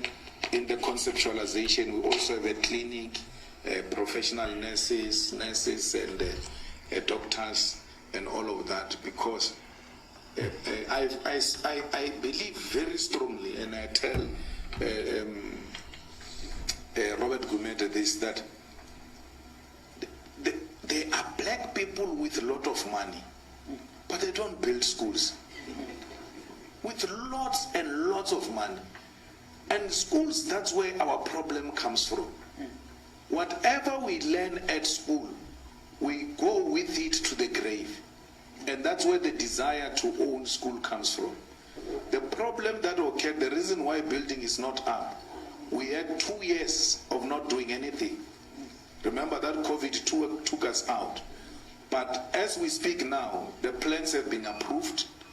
The contractor should be moving to site anytime from now onwards. We are committed to building that school, and we want to be the first black party that owns a school and put money into the school. Because look at these African right-wingers. They build universities, they build schools. We don't do anything school. And then you look at the types of cars we drive. We look at the types of houses we stay in. If we cut anything we have by half, not all of it, and put together, we can build the most beautiful school.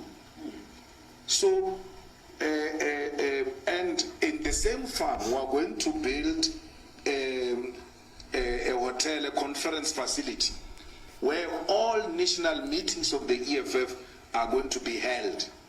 So they are not held at Winnie Mandela House. They are held at the farm. Why? So that the EFF can have a permanent relationship with that school. Because if they don't have anything that takes them there, even when the school dilapidate, they may not see. So you do something that will force them to go there. And because they go there more often, then they will be able to look after that. But speaking of schools, why is the ruling party not so educated, not so interested in schools, man? Why is the ANC not so interested in schools? They are not interested in schools. They are not interested in our education system. They are not looking to better our schools. The fact that we still have kids who are still dying in pit toilets today, it's a mess. And the fact that our education system is still where it is, I mean, it's a mess. Like, guys, I don't want to lie. This whole 30% thing makes me mad, man. This whole 30% thing makes me mad. 30%. I mean, what kind of an education system is that, man? Out of 10 things, if you only get 3 of those, you can pass. What happened to getting 50 and 50 plus? So you don't even have to know the whole syllabus. You can only know things that are like only 30%. Guys, this whole 30% thing is a problem. I mean, like, kids go to school and they go under this whole 30% thing, and you know kids are kids, so they don't care about getting 50, they don't care about getting 60, because the only thing they want is to get their 30, because 30 is not so far off. But the problem comes when these same kids go to universities. Now they are required to pass with 60 plus. It's a problem. It's a problem. This whole education system thing, man, it's a setup for failure, man. Our education system is a setup for failure, man. If you tell someone they can pass by 30% in metric, man, how the hell are you expecting that person, man, to enroll into a university, man?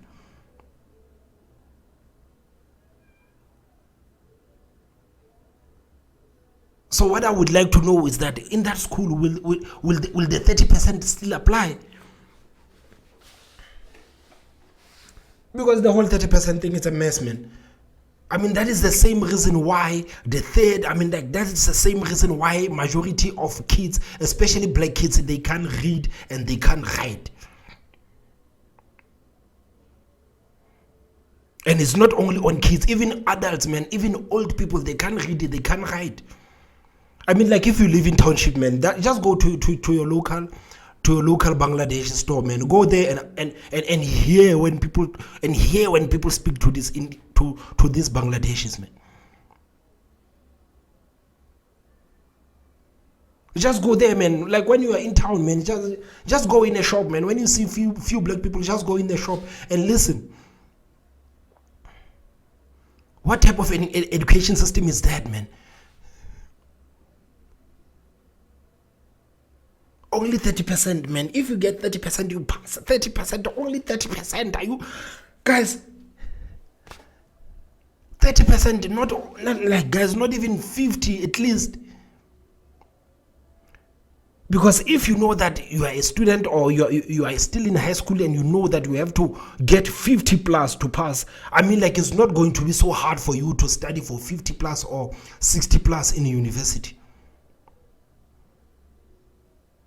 But if you study for 30% and when you get to university now you have to pass with like what 60 and you have to go like you have to get the 70s and other marks. How are you going to get there if your mind is programmed for only 30%? These guys, this whole thing is a trap, man. This whole thing is a trap, man. This whole thing doesn't work, man. It will never work. The whole thing will never work. I don't care who says what. The whole thing will never work. The whole 30% thing, man, will never work. Man, this whole syllabus, man, is a mess, man. That particular school, even beyond Julius Malema, because you don't plan it now, that because I'm here, I'll look after it. The other people may not share the same vision.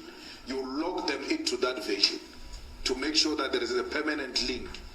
Later on, we can even sell the school back to the state and say to the state, buy the school, put it under yourself, but you must know we have this relationship with this particular school.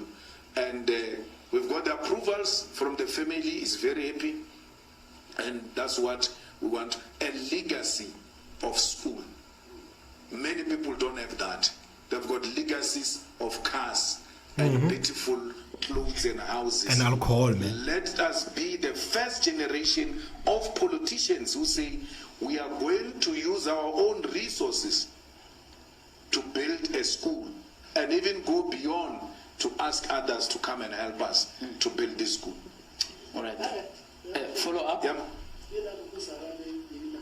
Oh, well, you know, I always have tell Vianney that we are the elders now. Those who were older are no longer there. I just lost yesterday, was the day before, my grandfather, who was the last born of my grandfather, so a sibling. He was the only remaining link with the Malemas. So Vianney says to me, no, condolences, there's nothing we can do because now, as they pass on, they leave that responsibility with us now. So before the Taba, Gernar Sanjay to go,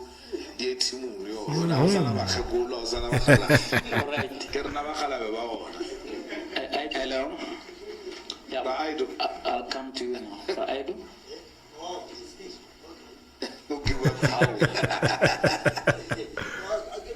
Please pass the mic to him. Yeah, okay. Hi, my name is Aido. From leadership. Yeah, okay. Just one question, man. It's actually not only directed to you, the EFF party as a party, but political parties, right? Because if you look at the history of our struggle and whatever and all these things, right? Especially in the 80s and whatever, it was a people's revolution, because there were people structures on the ground, you know, that actually drove the revolution. Street committees, consumer boycott committees and whatever. And what the ANC did, unfortunately, after when they came into power, they demobilized those people structures. And then now we're focusing on parliamentary politics. And that's what all the parties are doing now. I mean, all the things that you are doing now is, you know, to win support so that you get elections. Now, the criticism, especially, I would say, for leftist parties like yourself, which we believe that you believe you are revolutionary in outlook. There's a question that there's a gap between political parties and people structures. And you are focusing too much on parliamentary politics, you know, get elected and whatever. And that revolution will always create a gap. That approach will always create a gap between people, you know, and those political parties. And you can see practically sometimes how it happens is, of course, I mean, if there's a problem in deep sleuths, you know, as the EFF, other political will go there, pay bail for the people who are arrested. But what you need is organic structures, you know. Because, for example, I mean, what is the relationship between most of the political parties and grassroots organizations like the Amadiba community, you know, those kind of things that are dealing with critical issues. What's your comment? Well, we in the EFF have recognized the need to participate in the organs of people's power.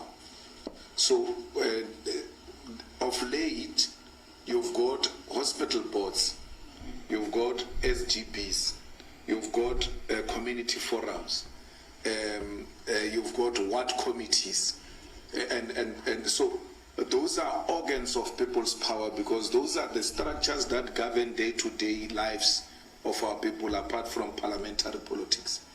And it is important that we participate actively, and I agree with that narrative that if we don't participate at that level, we run a risk of creating a gap between people structures and parliamentarians or political parties. So we have noted that, and they know part of the report is to report how many members do we have in the community forum, how many members do we have in the street committee, how many members do we have in the hospital boards, how many, because we must not create that distance between ourselves and other formations.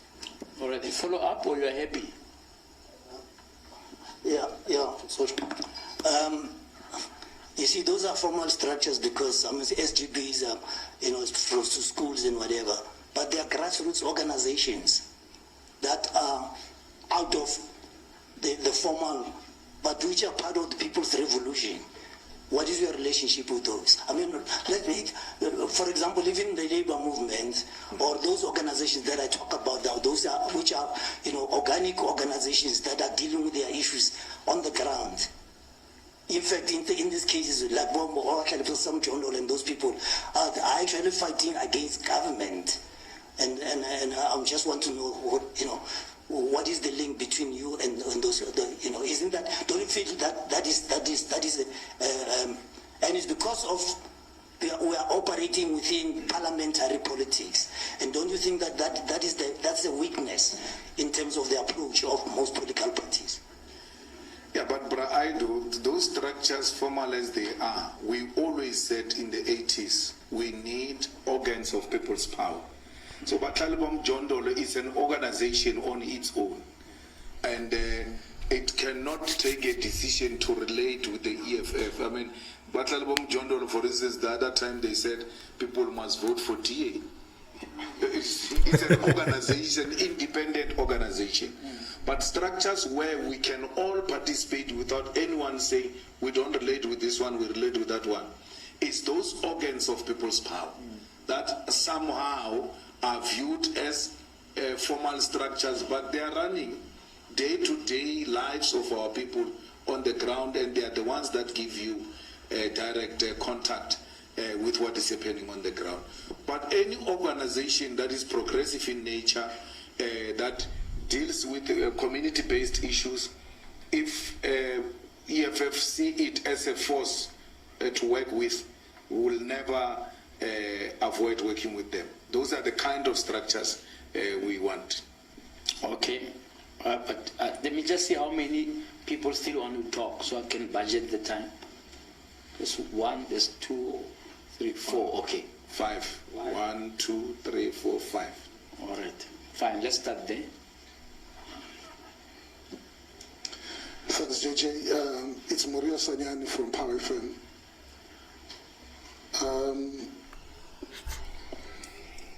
Mr. CIC, the EFF has pronounced that it is a government in waiting. And as a government in waiting, we observe the EFF behavior and attitude in Parliament and whatever. And through the Deputy President, Fred Shivambu, when you tabled the motion for debate around the illicit financial flows, it was debated, but it is common cause now that South Africa is grey listed. And we are battling to control transnational crimes that are happening in the country. And it is a major cause for concern. So, beyond just raising or tabling such important motions in Parliament, do you think you've done enough from your parliamentary mandate of playing the oversight and... Guys, is that Mzwanele Manyi there? I think I saw Mzwanele Manyi.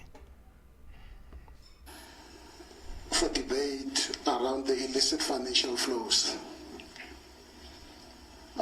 It was debated, but it is common cause now that South Africa is grey listed. And we are battling to control transnational crimes that are happening in the country. Oh. And it is a major cause for concern. So, beyond just raising or tabling such important motions in Parliament, do you think you've done enough from your parliamentary... Tamanyi, like guys, Mzwanele Manyi, this guy,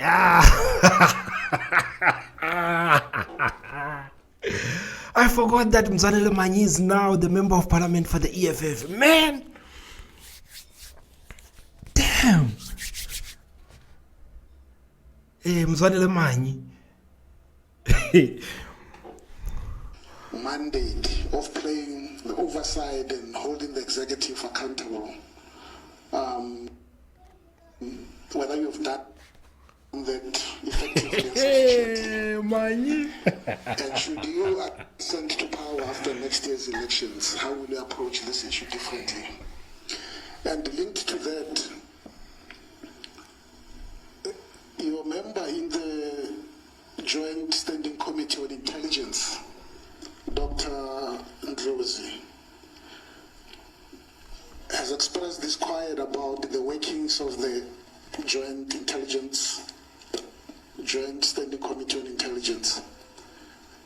And the EFF occasions have not supported the budget vote on intelligence because they say, you know, there's no information coming, we don't know exactly what is going on, and so on and so forth. So, Mr. Malema, the question pertaining to the issue of intelligence, we have seen that through the Zondo Commission, but we've seen that our intelligence agents in the country have gone rogue on many issues, where even funds are stolen in Musanda, in local and foreign currency,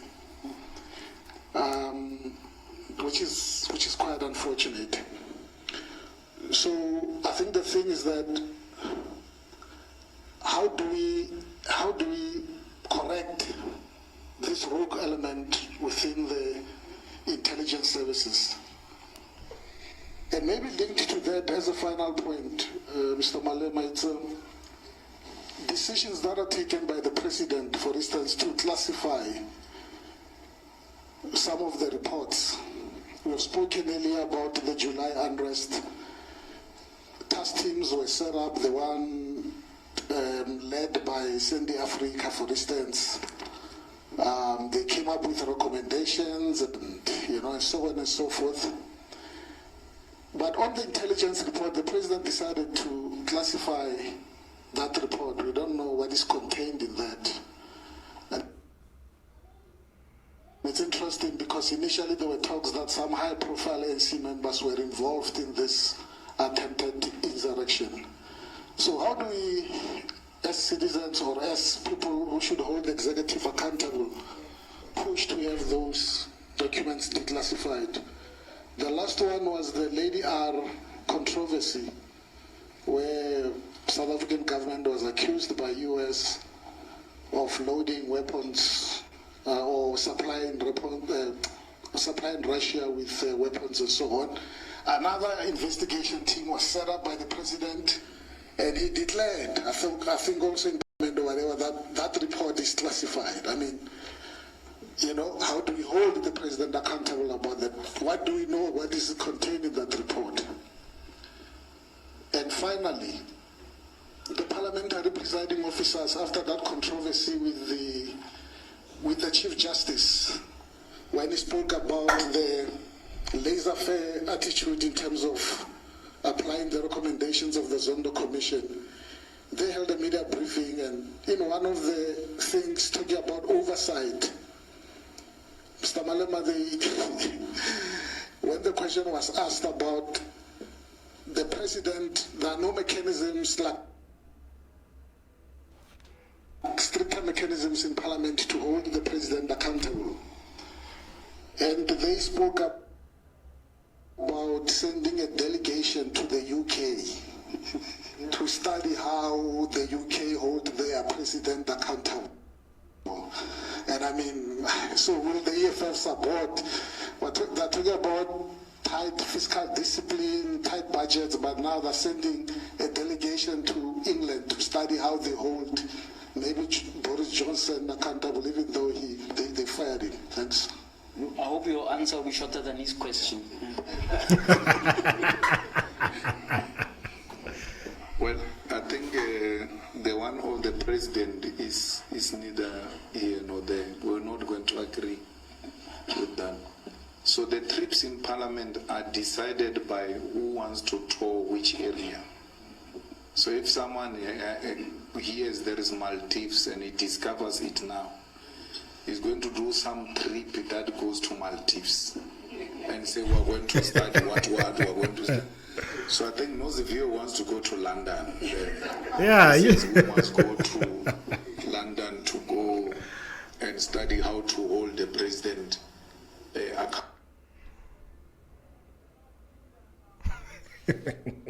accountable. I mean, like, don't we have laws in South Africa? Don't we have laws that we can apply?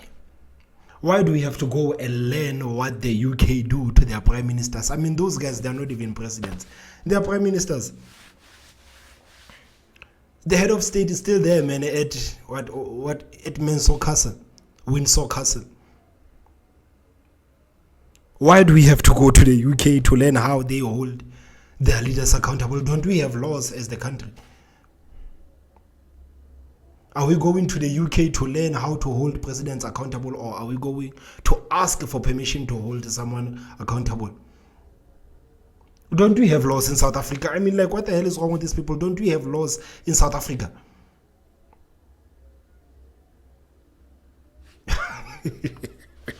Don't agree. We've made our point very clear already that there is no need. We're already holding ministers accountable here in South Africa, and we must just follow what is working and hold the president accountable.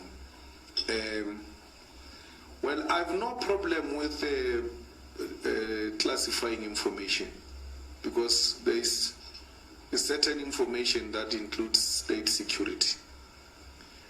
But you cannot classify something that is in the interest of our people. Because if there were armaments that were sold and the arms committee was not involved and all of that, you might want to tell us some parts of that report, not in totality and all, but you cannot disclassify, you can't classify illegality and corruption. That we don't agree with. And that's where our problem is in the Joint Standing Committee on Intelligence. We're being told to pass budget, but where the money goes, we don't know. You find one, there was a guy in Durban, I forgot his name, I wanted to call him by name. He's an Indian chap there, who puts the whole family as a spies. Yeah, and then he pays the money, and when you bring that to the attention of the Joint Standing Committee, they brush it off. And then they buy houses and then call them safe houses. And then they buy houses in the most expensive suburbs. You may find that there is a safe house in Sandest. But when you follow through, there is no subject that stays there. It's a minister or a deputy minister or some DG or anything of that sort. But that house is classified as safe house. So that is illegality. And that's where our battle is with them. So how many safe houses are there? If they can do that, how many safe houses are there? How many safe houses are there? And when I mean safe houses, I mean these mentions for these ministers. How many are they? How many are classified? How many ministers are living in the houses that are classified? You refuse to account, and when we push you to account, you say no, these things are classified. And what is even worse, you can't get out of that committee and share that information. You're not allowed. So you are just going to be drowning in knowing things that are wrong, and you can't speak about them anyway because they say they are classified. I think we ought to find a way of challenging that legislation to say where there is acts of corruption, they must be declassified and people must be told about them, and a proper investigation must be done. That's where the Inspector General of the Intelligence should come in to come and say, we should give him that information and say, but this one and this one and this one, we don't think they've got anything to do with classifying information for the sake of state security or secret. This is corruption and we want to investigate. That's why there was a big fight on Inspector General. We fought because the person they wanted to bring in the form of the chairperson now of the Integrity Committee, French Chican, was going to be partisan, completely partisan. And they did not get the required numbers, and they had to abandon Chikane as name. But how do you bring a politician to become an Inspector General, where some of these things must be taken to and say to him, these people are engaged in corrupt activities, please intervene and help the situation? You find him conflicted because he's a leader of a political party. The illicit financial flows are the ones that led to us being grey listed. That's our struggle. It's a permanent war that we are fighting in the Standing Committee of Finance. It's a permanent war that we are fighting at SCOPA because these multinational companies are the ones that are engaged in illicit financial flows, helped by our own institutions who look the other way. And when that information comes to our attention, we're the only party that has challenged the issues of illicit financial flows, and we have not abandoned them. And what is even shocking is that When we raised this matter of illicit financial flows, members of the ANC did not know what we were talking about and even asked us to run workshops for them on illicit financial flows because they have no idea how it affects the country and how does it work. It's a reality we are confronted with. Thank you. Mario, you happy? All right. There was a hand this side, persistent hand over there. Thank you very much. Professor Tabane. I mean, guys, where are women in this? Like, all the guys that have been asking questions are men. Where are women, man? Where are women? The last time I saw a woman was that, I think it's an Indian lady. That was the last time I saw or heard a woman ask a question. Where are women, man? Why are not these newsrooms and newspapers sending women to these events, man? I pay my respects. My name is Sihla Ngule Siwisa. It's a pleasure to be able to address the CIC.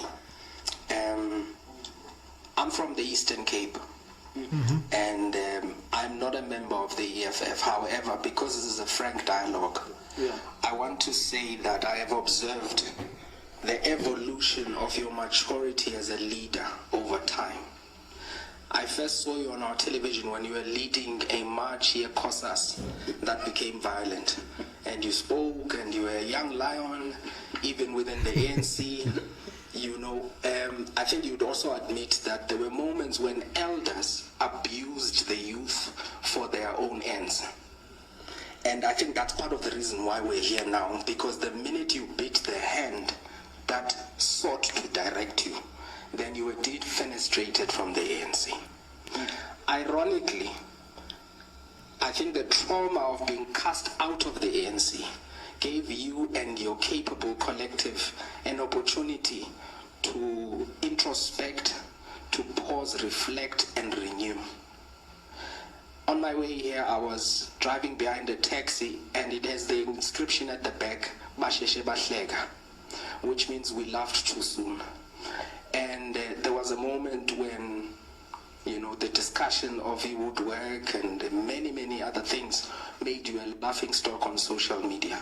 But I must admit, as a member of the ANC, that the Julius of yesteryear is vastly different to the articulate young scholar who is schooling us today.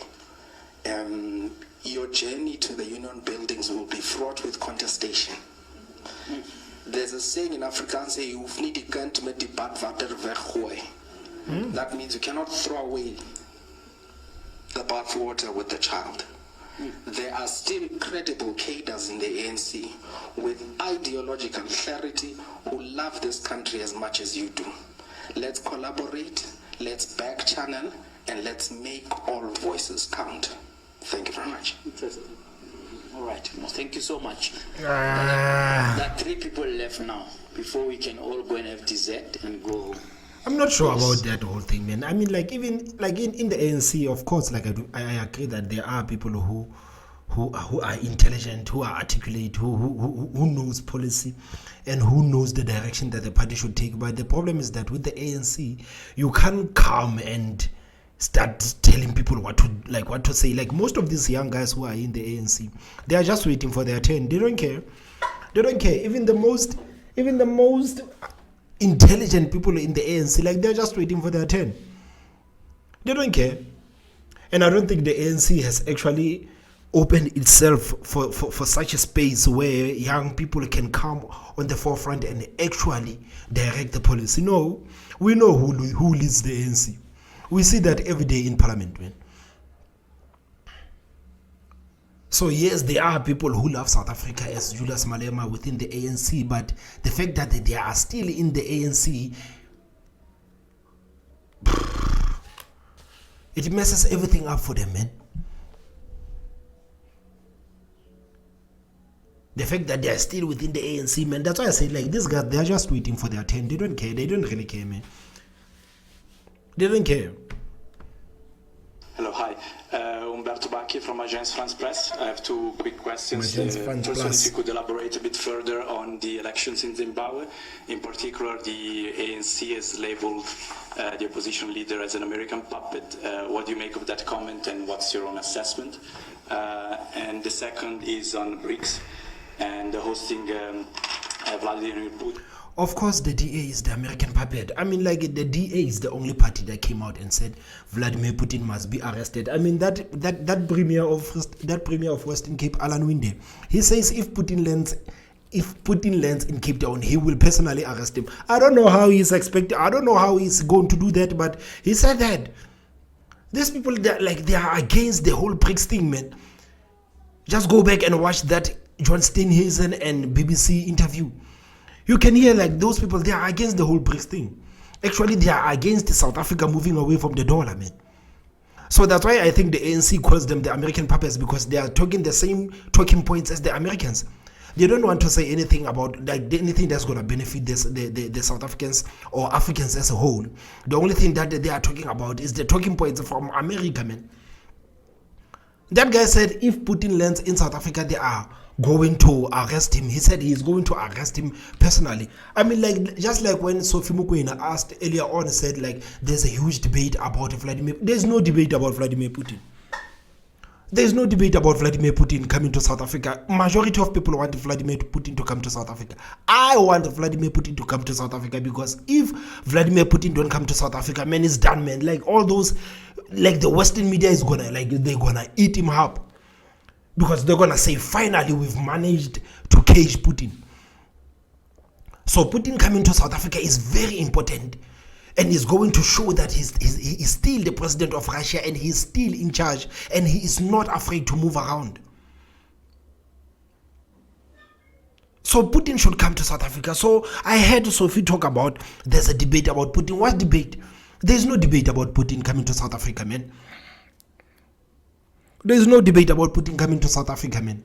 How many people are behind that clown in Ukraine called Zelensky, man? Only the DA is behind Zelensky. I mean, like, even John Steenhuisen went to the Ukraine to try to show us what Russia has done. But the same guy has never went to Israel, man. He has never went to Palestine to see what the Israelis have done there, man. I was waiting for John Steenhuisen to go to Afghanistan and tell us about the mass murders that were done there, man. John Steenhuisen never went to Iraq. He never went to Afghanistan. He never went to Libya. He never went to Somalia. He never went to any African country that is having a war right now and talk about we need to calm things down. But he went from South Africa straight to, like look at how far Ukraine is. I mean, Ukraine is so far, many people can't even point it on a map. Ukraine is so far, people can't even point it on a map, man. So is the ANC valid calling the DA like the American puppet? Man, they are valid. They are saying the same things that the Americans are saying. I mean, like, how can the DA comes here tell us about the ICC, the International Criminal Court, and holding Vladimir Putin accountable, whereas it's the same thing that the Americans have said? I mean, like, if these people were so legit, if they were legit, if they really cared about the human rights, why don't they say anything about the crimes that were committed in Afghanistan, the crimes that were committed in Iraq, in Libya, and all these other countries? I mean, like, even in Syria, man, they don't say anything about Syria. What's happening in Syria, man? It's a catastrophe, man. People are dying left, right, and center in Syria, man. We can see what's happening even in Africa, here at home in Africa, right next door to us, man. In Mozambique, there's a huge fight there, man.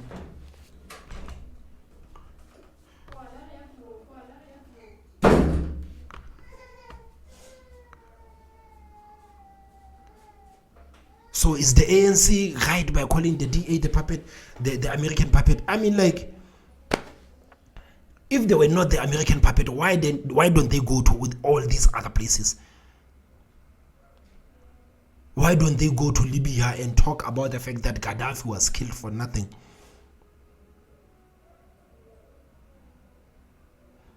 Why don't they just stand there and say, like, the weapons of mass destruction thing was a lie? Why don't they condemn America, like with all the invasions that America have done, man? The DA have never. But they want to hold Vladimir Putin accountable. I mean, like, this is the same reason why these people were so happy when they saw Jacob Zuma like being arrested. They're so happy because for some reason they want to distract this whole BRICS thing, man. It's not comfortable. They're not comfortable with it, so they want to distract it as possibly as they want, like as possibly as they can. They want to distract South Africa from the whole BRICS thing, and the whole BRICS thing is going to be beautiful for us, man. So is the DA the American puppet? I mean, like, the evidence is there. If someone can go from here to Ukraine to tell me about what Russia has done and to show me how many buildings Russia has destroyed, why don't you take the trip after that and go straight to Iraq and show us how many buildings did the American military take down? Go to Afghanistan and show us, man. Show us the catastrophe that was done there, man.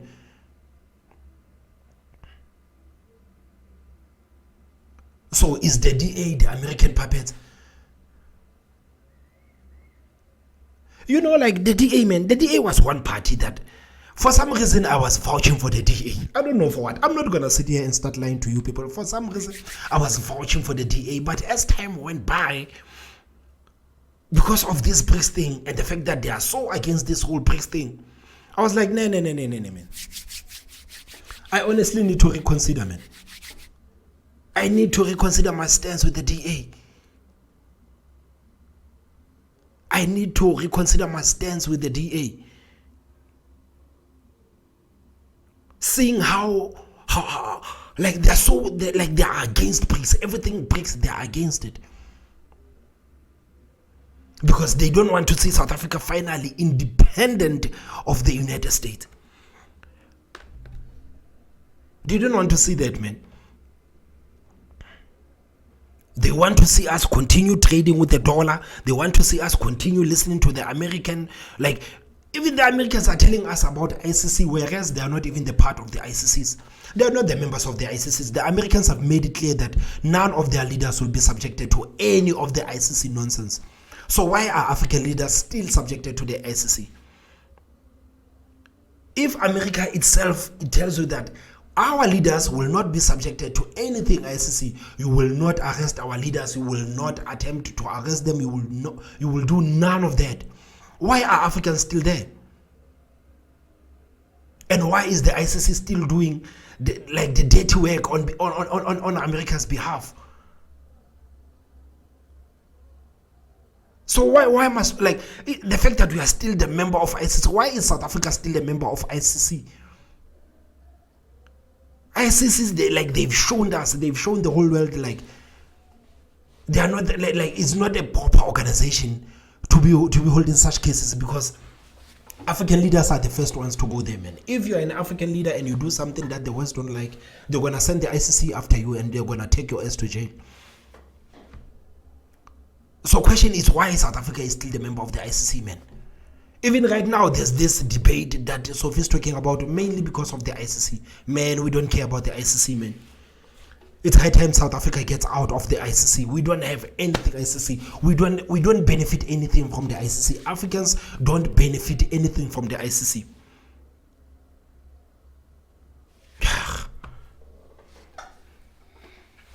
Here, understanding the concerns that you expressed about the ECC and American foreign policy,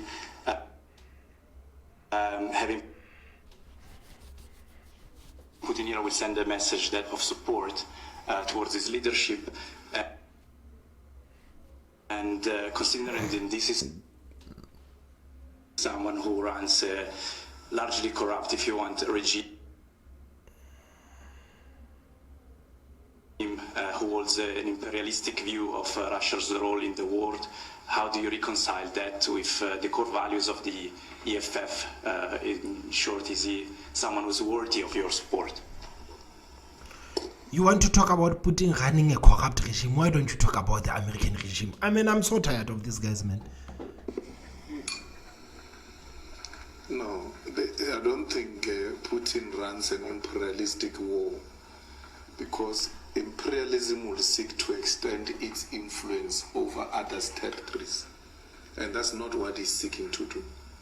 All he's saying is that NATO cannot expand itself to a point where it threatens Russian security. He doesn't talk about encroaching on other people's sovereignty and imposing his ideological orientations on those other countries. He's saying, this is me, and when you come closer to me and put your weapons facing at my direction, you are a threat to me. And therefore, I mean, like, America will never. Just imagine today if China says we are building a military base in Mexico. Man, I swear Mexico will be invaded in 2 hours. Facts. Mexico will be invaded in 2 hours. Just imagine if Russia says we are building a military base in Mexico, man. Do you think America will agree to that? Do you think America will agree if Russia or China says we are building a military base in Mexico? So why must Putin accept the NATO expanding it to his borders, knowing that the NATO is basically run by the Americans, man? Like, they pay 70% of the bills, man. So why must Putin allow NATO to come to his borders, but America will not allow anybody, any of the adversaries, to build a military base next to them? They will never allow that, man. Just imagine if, I think maybe like North Korea says we are building a military base in Canada, man. Do you think the United States government will allow North Korea to build a military base in their neighborhood? They will never do that. They will never do that. So Putin is not attacking, like, Putin is defending his territory. Putin is defending his territory.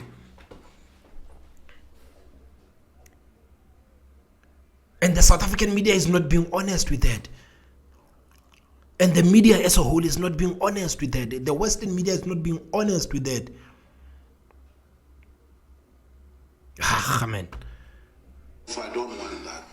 Whereas imperialism wants to extend itself into other people's territories.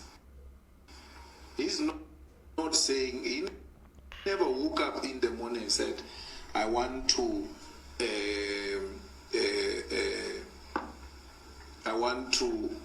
annex Ukraine and make it part of Russia. All he said is that your joining of NATO is a direct threat to Russia and undermines many other treaties which made a commitment that NATO will not extend to that particular direction. And that's all. And I always say to people that you always say people have a right to choose what they want to choose and all of that. If NATO decide to choose to join, I mean, if Ukraine decide to choose to join NATO, what is his problem? But what if you go to bed one day and then your wife comes to bed with a knife and say it is her right to choose what she wants to sleep with, and then she's going to sleep next to you with a knife? You can't allow that. There's not going to be sleeping that day. No one is going to sleep in that room. And then nobody's got a right to carry a knife and then sleep with a knife next to me. So it can't be. It's not correct. You said something about American puppet? Yeah, within the Zimbabwean election. Well, that is Mbadula's view, and it is at the ultimate end the choice of the people of Zimbabwe who they vote for. Tsvangirai won elections. Mugabe refused to accept the results, and then President Mbeki intervened. There was a government of national unity, and then subsequently there was the election. Mugabe won, and then this one came through the way it came, and the people voted Tsvangirai. Even Mnangagwa's people will tell you that we lost that vote. I mean Chamisa. They voted Chamisa. Twice they won. Tsvangirai won, Chamisa won. At least Tsvangirai's winning was announced. The only difference was that he didn't reach the threshold. This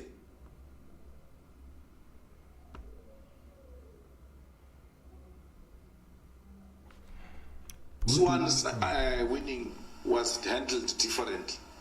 And remember, the army plays a role in Zimbabwe as to who wins, who doesn't win.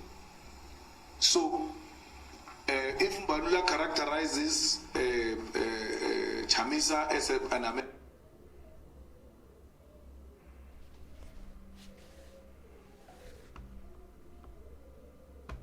American puppet, he has to produce some form of evidence. He can't just talk. Why is he saying he's an American puppet? Because if you read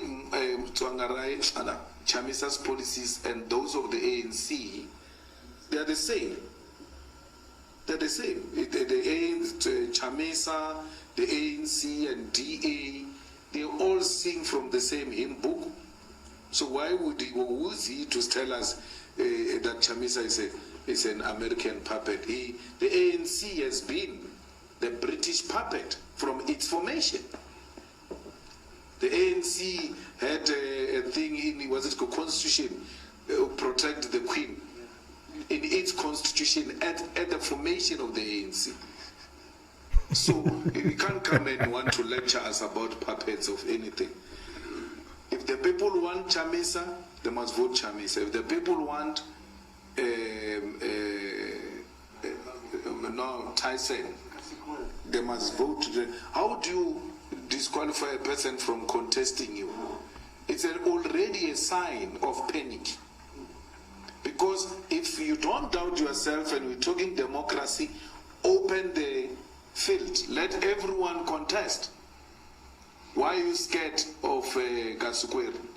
Kasukweri must be allowed to contest so that people have more options of what they want to do with Zimbabwe. We need a stable Zimbabwe, especially ourselves as South Africa. We need a stable Zimbabwe, and we so wish that this election are successful and there's no violence and they produce stability for the sake of our own peace. Because this thing that we see here of Zimbabweans being beaten up and all of that really is not nice.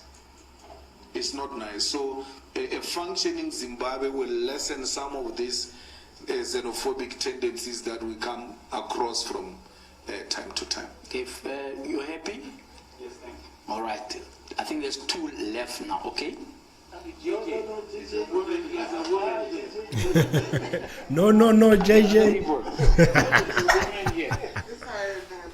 Yeah, there was a all right.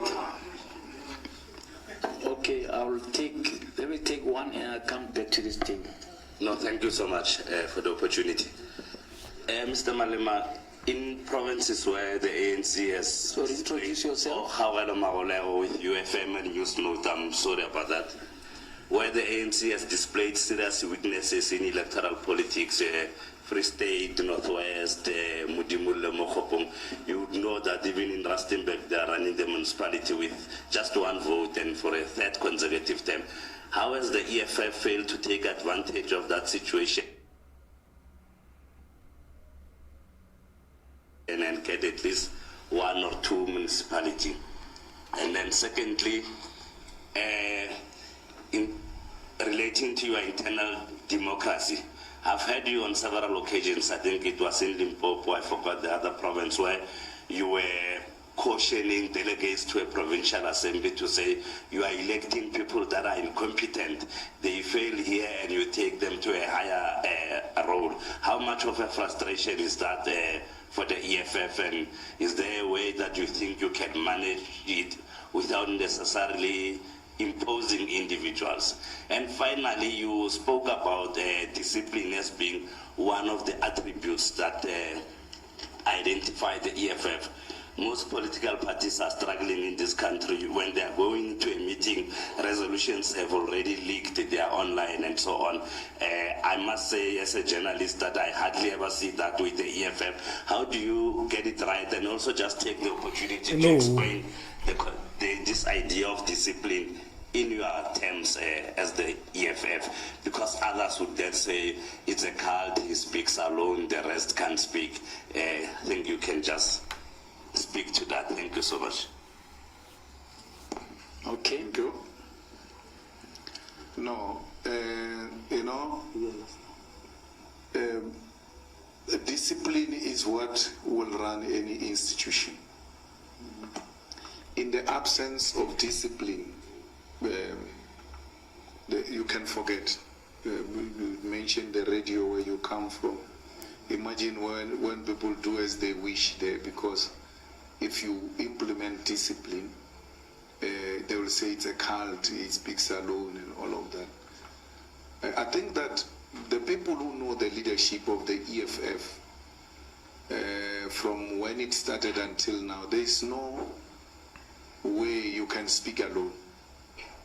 The reason why they joined EFF, part of it is that they are just defiant in nature. That's why they were like, yeah, we're going to the EFF, so what? So you can't speak alone. Discipline is what makes everything work. Be in the church, be in politics. There was a point where we were very disciplined in the ANC. We knew leadership, and then we knew when the leadership will speak, and when the leadership speaks, we all listened. Not this leadership that speaks all the time. When it goes to the bathroom, it calls a press conference. When it goes to the bathroom, it calls a press conference. Fikile Mbalula is talking about Fikile Mbalula, man. It's talking about Fikile Mbalula. I don't know how many press conferences Fikile Mbalula has made ever since he became the Secretary General of the ANC, man.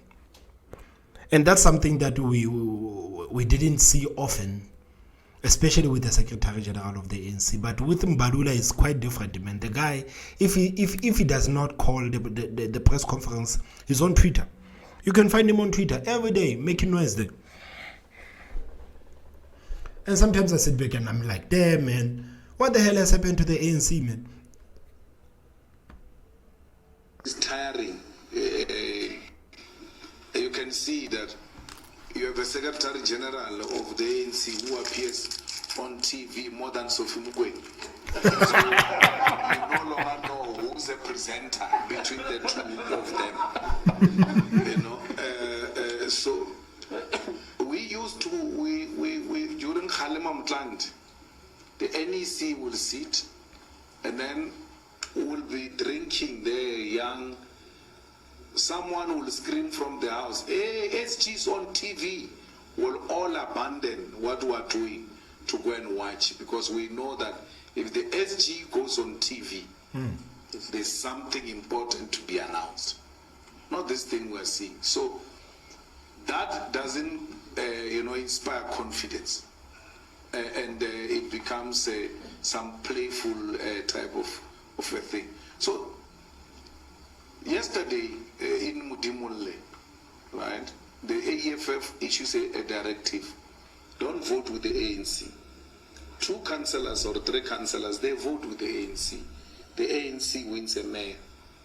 What must I do? Because if I act, I'm a cult.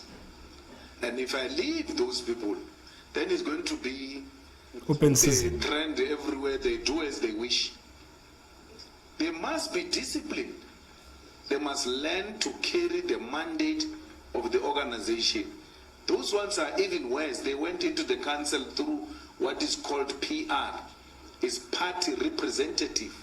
You carry the mandate of the party. If you are a ward councillor, you can say, no, but in my ward they are saying. But when you are PR, there is no ward. Only the party tells you what to do. And they've not done it. And I don't think they should wake up the following day as members of the EFF. They must be suspended with immediate effect, so that whoever tries to do that knows that there is discipline in the EFF. And this ill-discipline, what makes it even more painful of this nature, it has got money in it, where people are given money to vote in a particular way. So how are you going to have an organization where people are bought with money and don't follow the party line? So you need to nip it on the bud. And that's what the EFF does. My brother, elections are very difficult. When I can see you can form a radio here today and move it and go there. You don't just take a municipality. A municipality, in politics, longevity brings about integrity and credibility. People want to see you for over a period of time. And they want exactly the point the comrade was making, that you have been moving from this to this to this. We're watching you. They can't just wake up one morning and give you a municipality. They once gave a Holomisa municipality there in Mutata. What happened? That was the beginning and the end of it. So, and remember, the EFF is a victim of these other parties that failed before the EFF. But it's just one of those. Unless the EFF demonstrate over a period of time that it is different from those parties that came before. And that's why I hear, hey, you don't have municipality, you don't have that. I'm not worried about that, because I know it's just a matter of time where the people will know that the only organization that is reliable is this one. How? By being consistent and by having a staying power. Because we're not a popcorn approach. We are a political formation that is ground up. And so far we're doing well. Someone was saying, you like saying you are a government in waiting. We're not government in waiting. We're government in Ikuruleni. We're government in Joburg. We're government in Mohali City. We're government in Nelson Mandela. We're government in eThekwini. So, and it's happening gradually, slowly, in a very qualitative manner. And if you're to check those illiterate councillors they are talking about, for sure of the EFF, we're going to find very few of them. Because the type of people we want to give to society, they must be of a particular caliber and quality. We cannot replace a tendency with the same tendency. So that's why the EFF's rise is of quality, and we're happy with it. That was municipality elections, you say?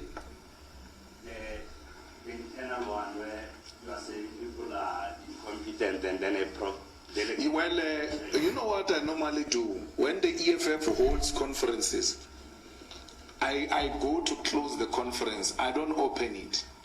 Because if I open it, they say I will dictate. Because I've got this thing of just speaking the truth about people. If it was for me, I always tell them, if it was my company, others won't even qualify to lead the EFF. So I stay out, allow them to vote and finish, so that I can go and have an honest conversation with them, which will not reverse the elections. But I give them an opportunity to do what they want to do. When they are done, I go and raise the weaknesses of the organization and of the leadership. And that conferences by their own nature should work to help and resolve problems, should not create problems. But I don't want to be seen to be interfering. They all went the conferences of the EFF without me speaking before the elections. I allow them to do conference, elect and all of that, then go after to speak. Okay. Because I don't want to be, but if they are witnesses, I will raise them. Yeah. And I'll raise them sharply within the organization.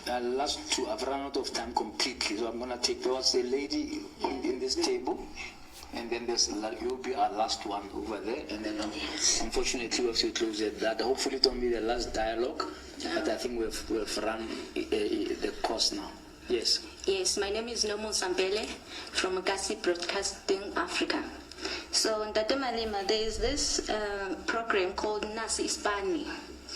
Yeah, where is it coming from, and is it from government or municipality? And this thing, age restriction. So I found it weird, Guti, people at the age of 36, they can't apply for job, go government. So EFF yona ngoba uthini umbono wayo about this whole age restriction in these jobs, etc. And my second question is, since we were speaking about building a school and farming, is there any way maybe your party works together with our educational system on teaching abantwana basesebancane ukulima instead of teaching them how babies are made at the age of 10? Yes. Thank you. No, I agree with the last part. Ours is in a farm, and agriculture will be part of what we are teaching our kids, because our first non-negotiable cardinal pillar is the land. So you can't, when you are fighting for land, not teach people how to use land in a beneficial way.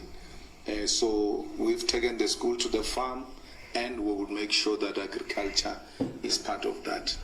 Nasi Spani, it's a criminal activity of the ANC and Banyaza, because it's hiring those campaigners of the ANC. They want to get volunteers of the ANC, put them in the payroll of government. Then when posters time come, they release them. When door-to-door comes, they release them. When marches come, they release them. So it is not a genuine thing. But in terms of age restriction, the president was speaking in one of these imbizos. He said he's going to remove the age limit. People must apply and all of that. But Banyaza is coming with that for ANC purposes. It's just that there's that thing that exposed Besta, that what they call it, ground up or something. Ground up. Yeah, the ground up. Ground up must just go and investigate those people. You know, those people who say the guys who are employed, let's get a list of those guys. You're talking about the police volunteers. Those ones of Banyas. Yeah, I agree. He did the police. Yeah. Then he did Nazi Spani, where we are going to drop this.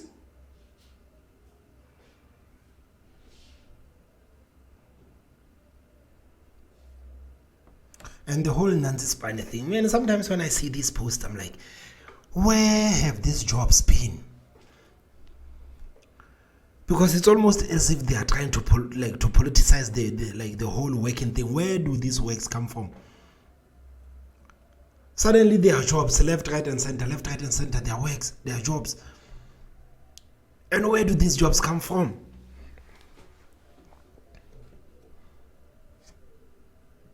I've always asked myself that question, man. And anyone who dared to ask that question was to be dragged, man. Like, we just go on social media and ask, where do these jobs come from?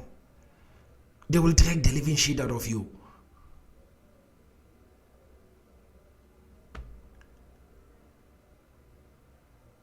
Damn, man.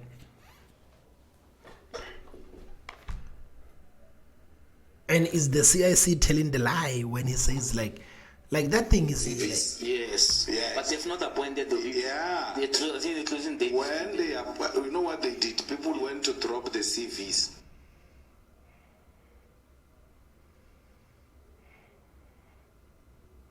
I'm sorry guys for that.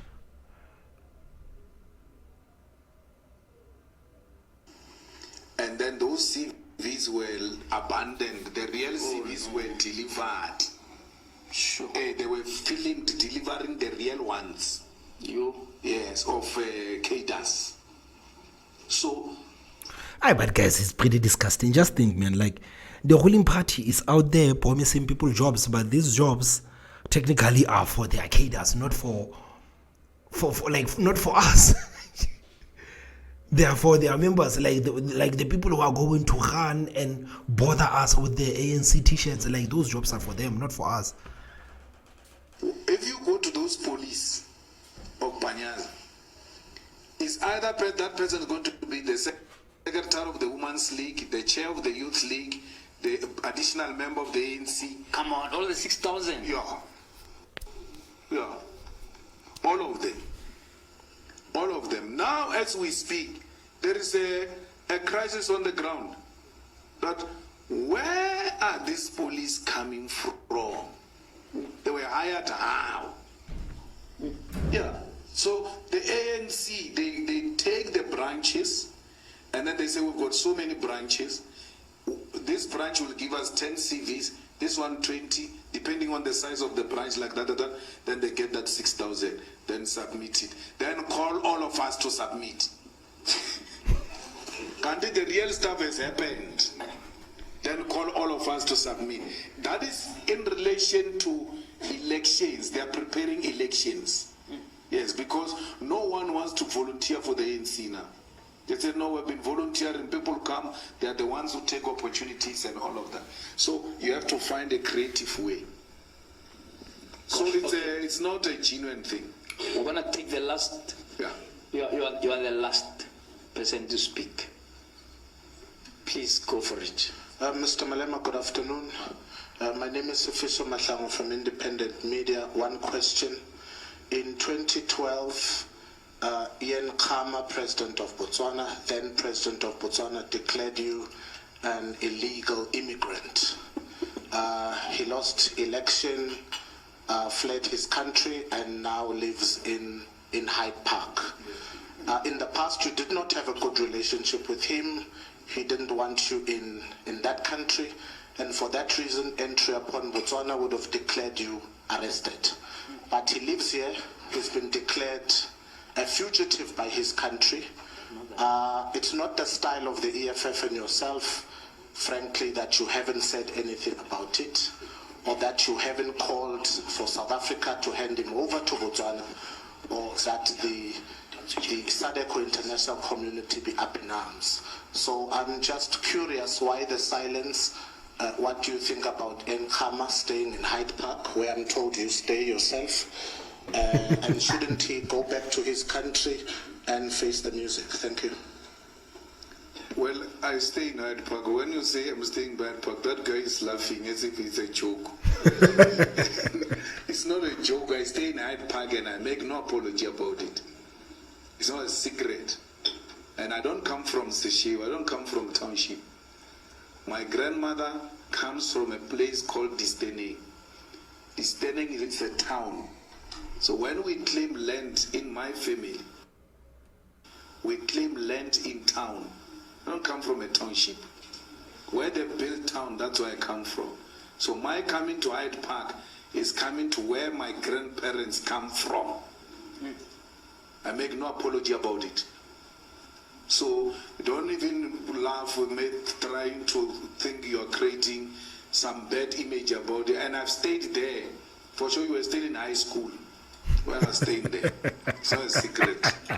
So Ian Khama, you know that time a lot of them declared me persona non grata. Lungu didn't want me. Ian Khama didn't want me.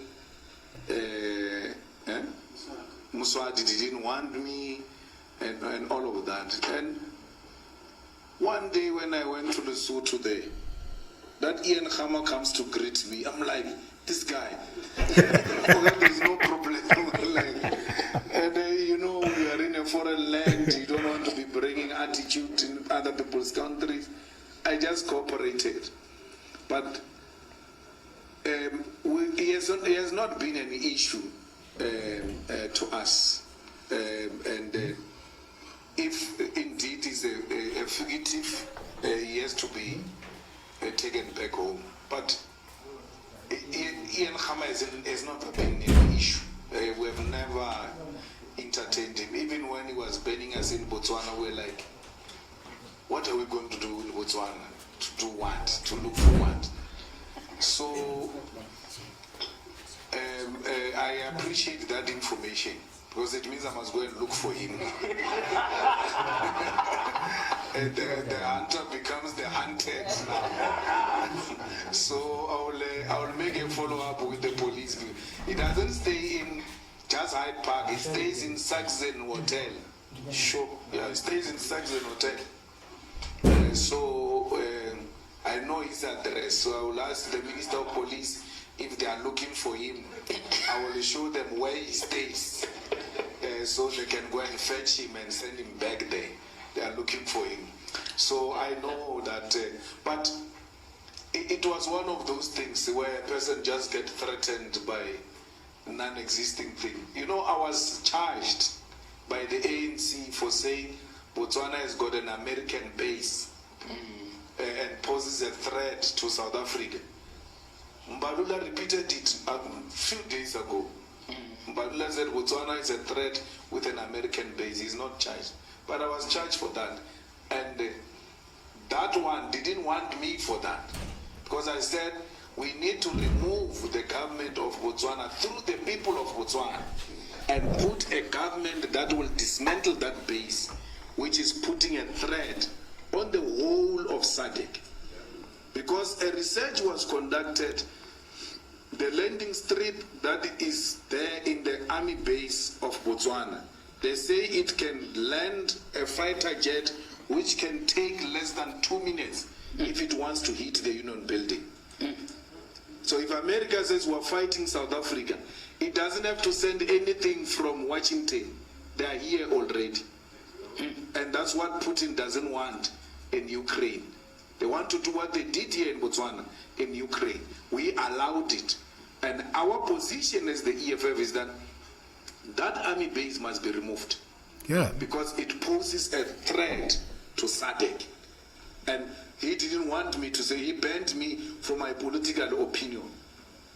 I didn't say we're going to bomb Botswana or anything of that sort.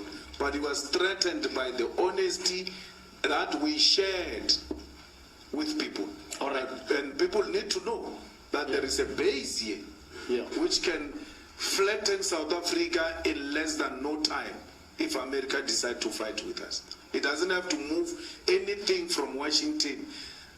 Actually, by the time we assemble our equipment will be gone. Final word as we close, and I want to link it to that question, migration. What I can see now that parties are lining up. If you listen to Gaten McKenzie, now the ANC has gone into NEC now to say they're changing tack on migration. And the whole American military thing is insane, man. Like, for some reason, they are okay with it. They are okay with it, but okay, like let's say South Africa, like let's say Russia was to build a military base in South Africa, man, the DA would go crazy, man. The DA would go crazy. That's why I say these people, they are the American puppets, man. They are the American puppets. I don't care, man. Govern, with your views about Pan-Africanism, open borders and so on, how do you tackle the issue of migration? Briefly, as we close. What migration? Because there were no borders. Your problem is that you are saying you don't want colonialism, but you embrace the borders that were brought by colonialism here. There were no borders here. There have never been borders here. And that, is it Berlin Conference?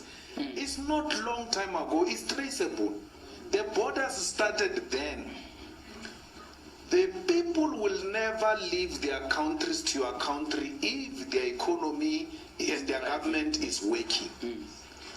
Limpopo is very poor. There is no border between Gauteng and Limpopo. But Limpopo people have not left Limpopo to come to Gauteng. Yet Gauteng has got more resources. Why can't they leave Limpopo and come here? If these people wanted to come here, this fence was not going to stop them. No one wants to come here. They are coming to look for opportunities, and that's what we must encourage with all of you, especially the unemployed youth of South Africa. Let Africa be your playing ground. We were conditioned to think that we are superior and we are a country that is defined out of the continent. There are many countries in the continent that are doing so well. And they can use your skill, and they use dollars, by the way, some, to pay. Okay, so our position didn't change. All right. I have no time for borders. Why? I have no time for colonialism. How do you say to me, go and change French on the passport, and then come at the same time and say, we're on my board? Leave the borders alone, but remove French. Removing of French on the passport, it's part of decolonizing South Africa.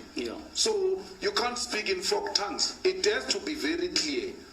No one is going to come to our country. They don't have borders in Europe.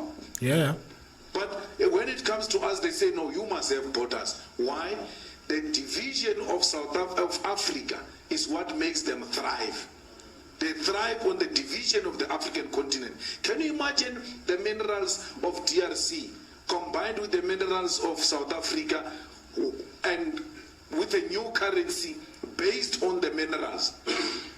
What we can do to the dollar if we become a United States of Africa with our minerals alone? We can collapse the dollar. We can collapse the strong pound that is based on gold, yet they don't have a gold mine. So why do you allow such things? So my position is informed by that. And someone says, no, we won't vote you if you say such things. He's gonna say, I don't need your vote. Won't vote for you. He's asking me to lie so that he can go around saying politicians lie. When I tell the truth, I won't vote for you. I must lie so that they can vote for me. There were no borders, and we must all of us unite in that call. Free movements of persons, free movements of goods will make this country flourish. We will even produce our own products. One thing that you South Africans undermine yourself with is that you are the America of Africa. If you are to produce anything here, Africa will receive it with both hands. They will say, this one is from South Africa. You are known for quality, yet you still don't produce a car. Open the borders. Let the goods move. Let people move. Then produce a car that is South African and sell it to the billions of people who are out there waiting for products from South Africa. All right. We don't produce anything, yet we've got market. Okay, CIC, I know you can, on this one, I know you can talk for 3 hours. Are you on course to be president before you retire? Quick answer. I'm in charge, Chief. I got them by the scrotums. CIC, thank you so much for being part of this dialogue. And hopefully it's not the last one. And all the best with 10th anniversary of EFF and all the celebrations that are coming up. And to everybody here tonight, thank you so much for being here. Coffee FM as well as Alex FM who carried this live.